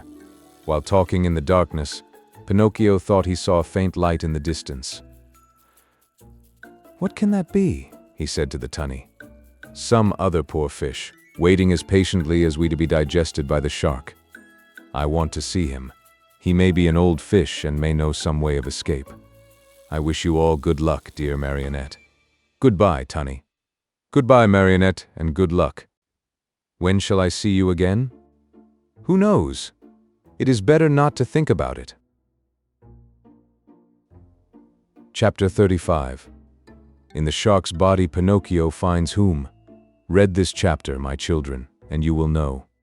Pinocchio, as soon as he had said goodbye to his good friend, the tunny, tottered away in the darkness and began to walk as well as he could toward the faint light which glowed in the distance. As he walked, his feet splashed in a pool of greasy and slippery water, which had such a heavy smell of fish fried in oil that Pinocchio thought it was Lent. The farther on he went, the brighter and clearer grew the tiny light. On and on he walked till finally he found, I give you 1,000 guesses, my dear children. He found a little table set for dinner and lighted by a candle stuck in a glass bottle, and near the table sat a little old man, white as the snow, eating live fish. They wriggled so that, now and again, one of them slipped out of the old man's mouth and escaped into the darkness under the table. At this sight, the poor marionette was filled with such great and sudden happiness that he almost dropped in a faint. He wanted to laugh, he wanted to cry, he wanted to say 1,001 things, but all he could do was to stand still, stuttering and stammering brokenly. At last, with a great effort, he was able to let out a scream of joy, and, opening wide his arms, he threw them around the old man's neck. "Oh, father, dear father, have I found you at last? Now I shall never, never leave you again." "Are my eyes really telling me the truth?" answered the old man, rubbing his eyes. "Are you really my own dear Pinocchio?" "Yes, yes, yes, it is I. Look at me. And you have forgiven me, haven't you? Oh, my dear father, how good you are. And to think that Oh, but if you only knew how many misfortunes have fallen on my head and how many troubles I have had. Just think that on the day you sold your old coat to buy me my ABC book so that I could go to school, I ran away to the Marionette Theater and the proprietor caught me and wanted to burn me to cook his roast lamb. He was the one who gave me the 5 gold pieces for you, but I met the fox and the cat, who took me to the Inn of the Red Lobster. There they ate like wolves, and I left the inn alone, and I met the assassins in the wood. I ran and they ran after me, always after me, till they hanged me to the branch of a giant oak tree. Then the fairy of the azure hair sent the coach to rescue me, and the doctors, after looking at me, said, "If he is not dead, then he is surely alive." And then I told a lie, and my nose began to grow. It grew and it grew, till I couldn't get it through the door of the room. And then I went with the fox and the cat to the field of wonders to bury the gold pieces. The parrot laughed at me, and instead of 2,000 gold pieces, I found none. When the judge heard I had been robbed, he sent me to jail to make the thieves happy, and when I came away I saw a fine bunch of grapes hanging on a vine. The trap caught me, and the farmer put a collar on me and made me a watchdog. He found out I was innocent when I caught the weasels, and he let me go. The serpent with the tail that smoked started to laugh, and a vein in his chest broke, and so I went back to the fairy's house. She was dead, and the pigeon, seeing me crying, said to me, "I have seen your father building a boat to look for you in America." And I said to him, "Oh, if I only had wings." And he said to me, "Do you want to go to your father?" And I said, "Perhaps, but how?" And he said, "Get on my back. I'll take you there." We flew all night long, and next morning the fishermen were looking toward the sea, crying, "There is a poor little man drowning," and I knew it was you, because my heart told me so, and I waved to you from the shore. "I knew you also," put in Geppetto, "and I wanted to go to you, but how could I?" The sea was rough, and the whitecaps overturned the boat. Then a terrible shark came up out of the sea, and, as soon as he saw me in the water, swam quickly toward me, put out his tongue, and swallowed me as easily as if I had been a chocolate peppermint. "And how long have you been shut away in here?" "From that day to this, 2 long weary years, 2 years, my Pinocchio, which have been like 2 centuries. And how have you lived? Where did you find the candle? And the matches with which to light it?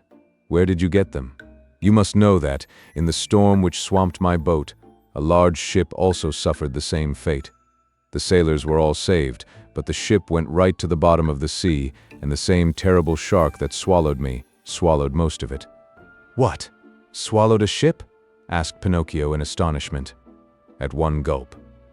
The only thing he spat out was the mainmast, for it stuck in his teeth. To my own good luck, that ship was loaded with meat, preserved foods, crackers, bread, bottles of wine, raisins, cheese, coffee, sugar, wax candles, and boxes of matches. With all these blessings, I have been able to live happily on for 2 whole years, but now I am at the very last crumbs. Today there is nothing left in the cupboard, and this candle you see here is the last one I have. And then, my dear, we'll find ourselves in darkness." "Then, my dear father," said Pinocchio, "there is no time to lose. We must try to escape." "Escape? How?" "We can run out of the shark's mouth and dive into the sea." "You speak well, but I cannot swim, my dear Pinocchio." "Why should that matter? You can climb on my shoulders, and I, who am a fine swimmer, will carry you safely to the shore." "Dreams, my boy," answered Geppetto, shaking his head and smiling sadly. "Do you think it possible for a marionette, a yard high, to have the strength to carry me on his shoulders and swim? Try it and see. And in any case, if it is written that we must die, we shall at least die together."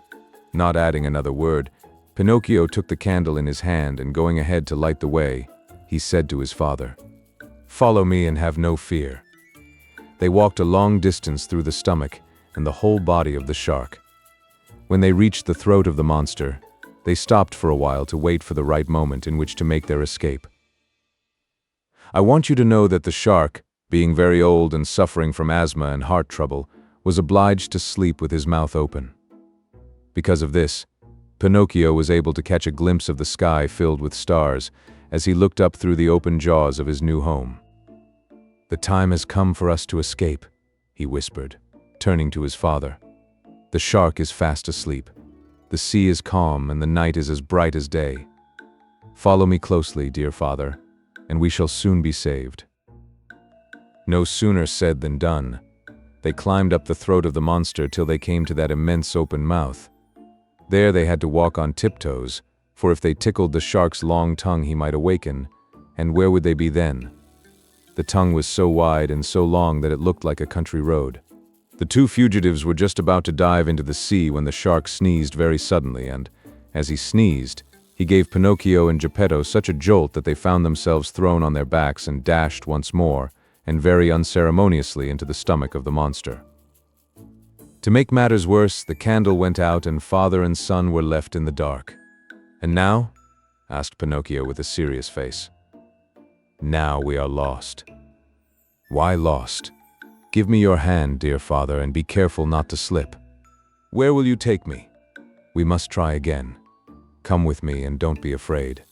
With these words, Pinocchio took his father by the hand and, always walking on tiptoes, they climbed up the monster's throat for a second time. They then crossed the whole tongue and jumped over 3 rows of teeth. But before they took the last great leap, the marionette said to his father, "Climb on my back and hold on tightly to my neck. I'll take care of everything else." As soon as Geppetto was comfortably seated on his shoulders, Pinocchio, very sure of what he was doing, dived into the water and started to swim. The sea was like oil, the moon shone in all splendor, and the shark continued to sleep so soundly that not even a cannon shot would have awakened him. Chapter 36.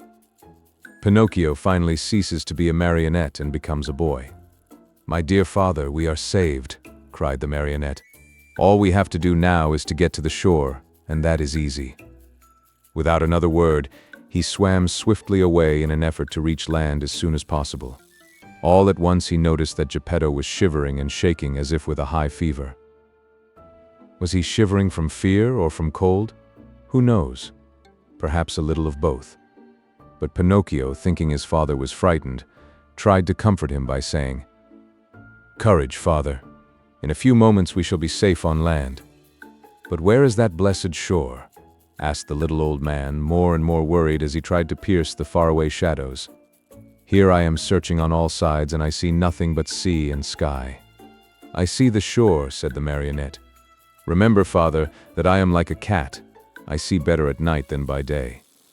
Poor Pinocchio pretended to be peaceful and contented, but he was far from that. He was beginning to feel discouraged, his strength was leaving him, and his breathing was becoming more and more labored.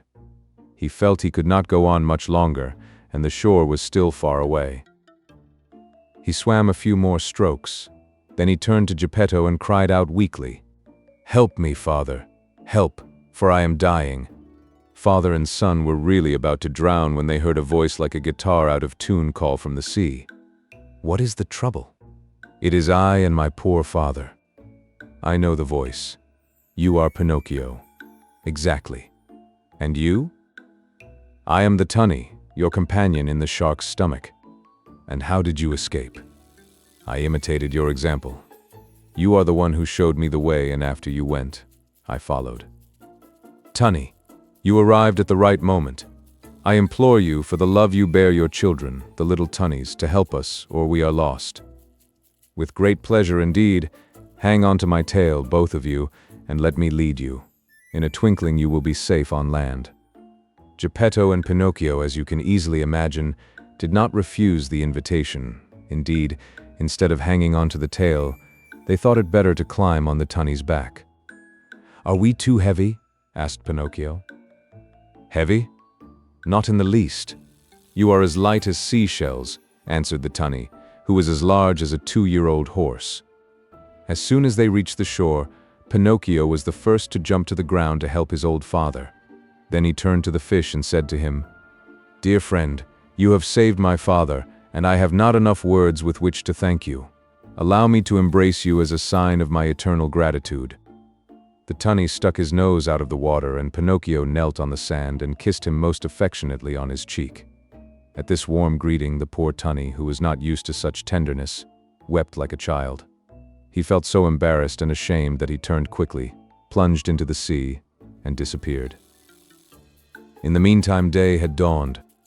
Pinocchio offered his arm to Geppetto, who was so weak he could hardly stand, and said to him, "Lean on my arm, dear father, and let us go. We will walk very, very slowly, and if we feel tired we can rest by the wayside." "And where are we going?" asked Geppetto. "To look for a house or a hut, where they will be kind enough to give us a bite of bread and a bit of straw to sleep on." They had not taken 100 steps when they saw two rough-looking individuals sitting on a stone begging for alms. It was the fox and the cat, but one could hardly recognize them. They looked so miserable.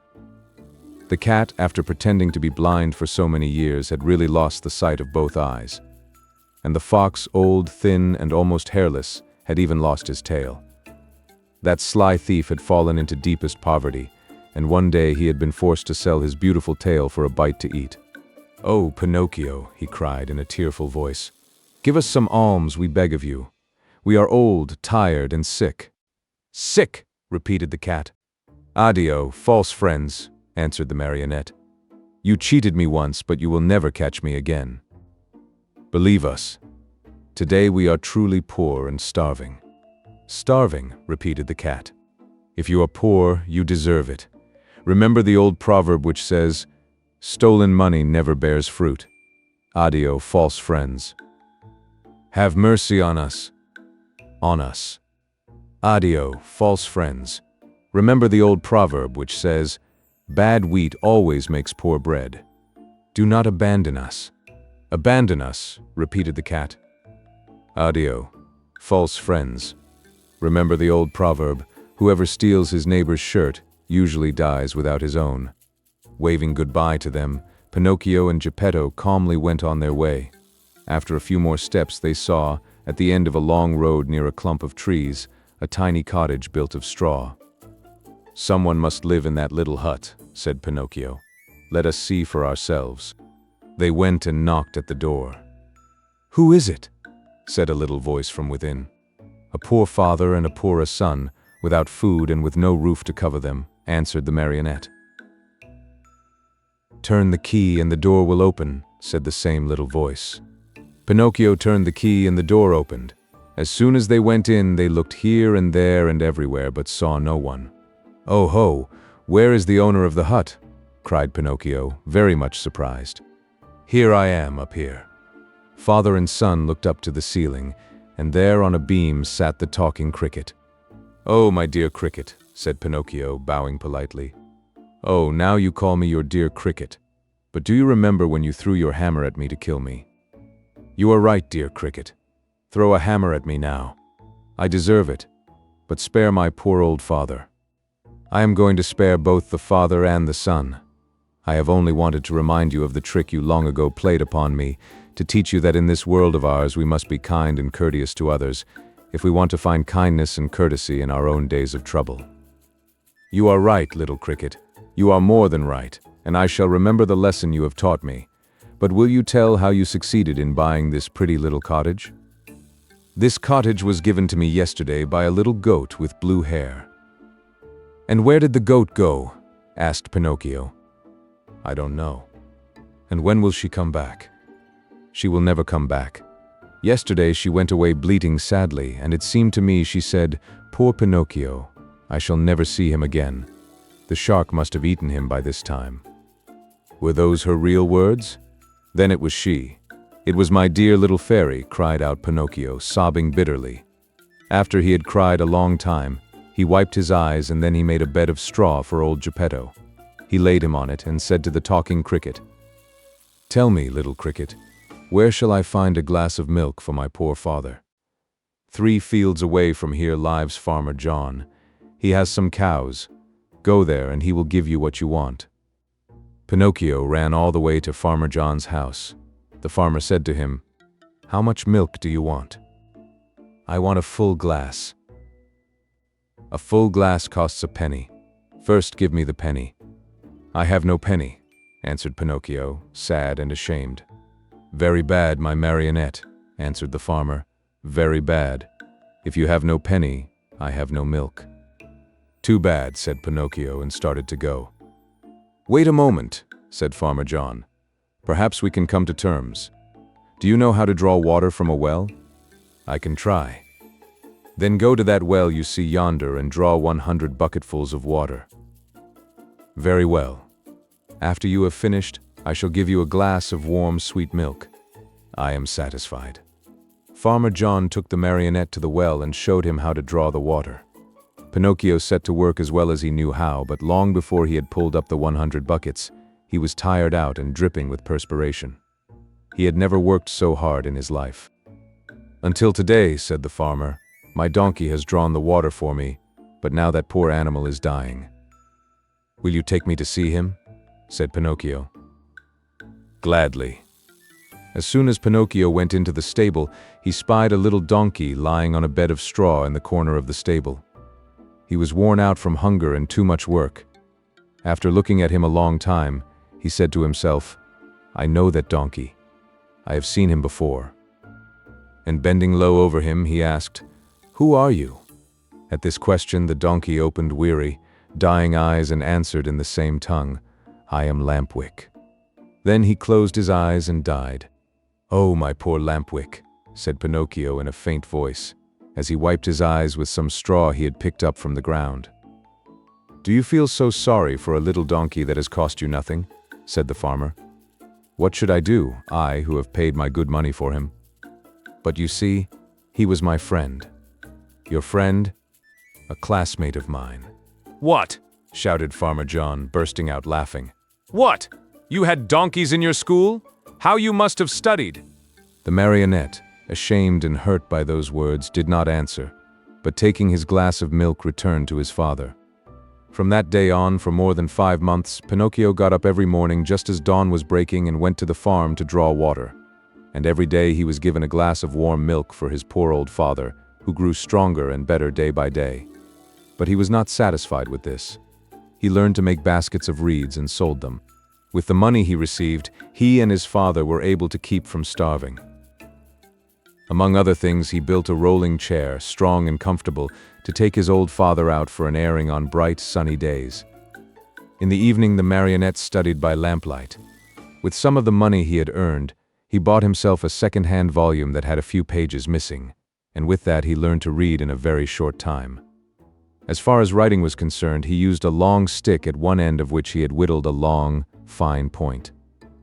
Ink he had none, so he used the juice of blackberries or cherries. Little by little his diligence was rewarded.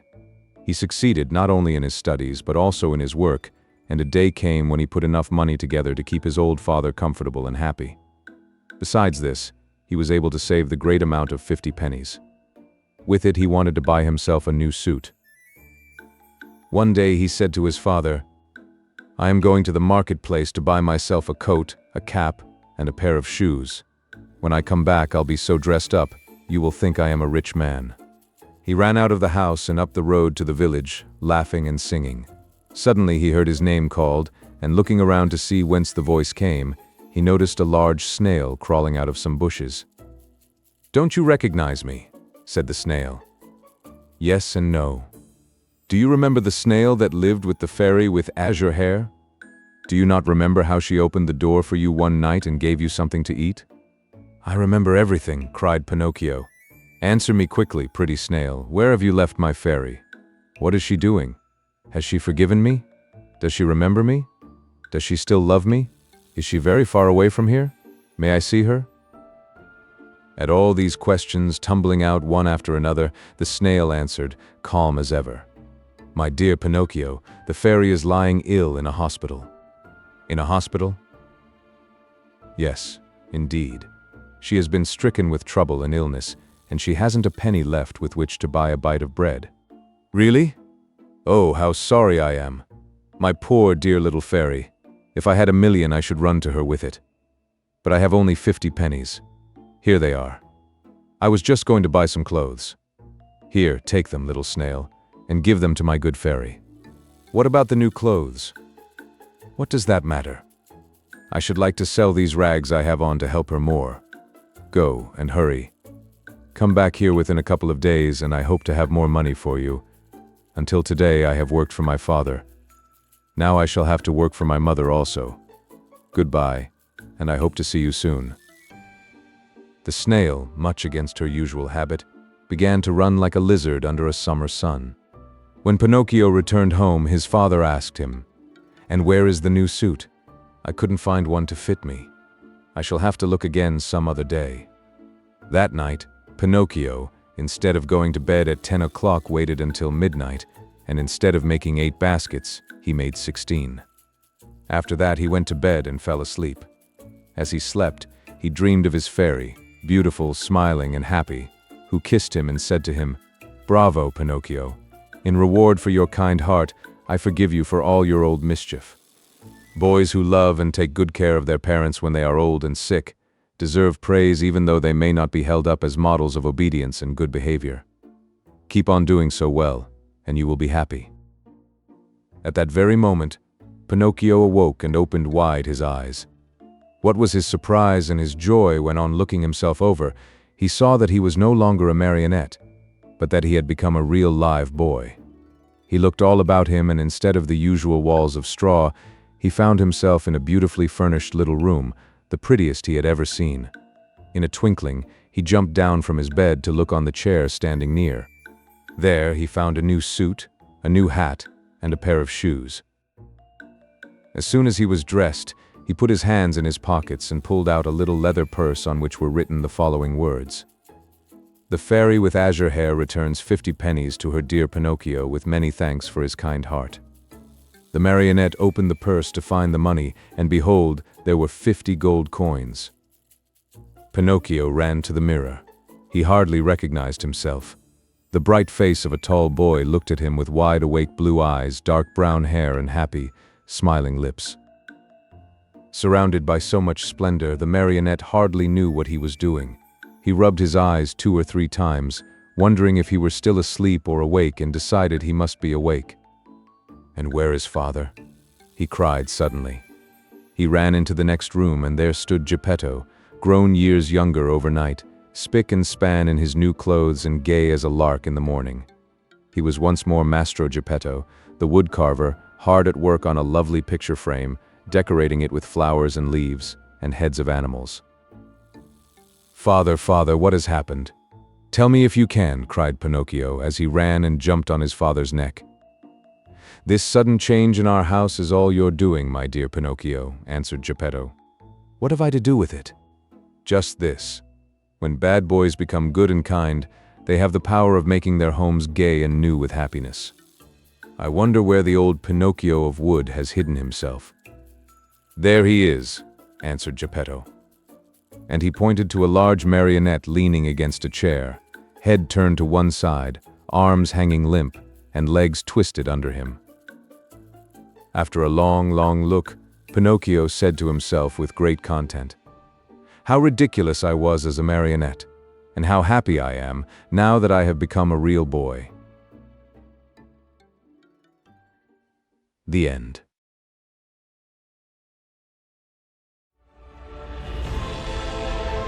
A whole galaxy to go.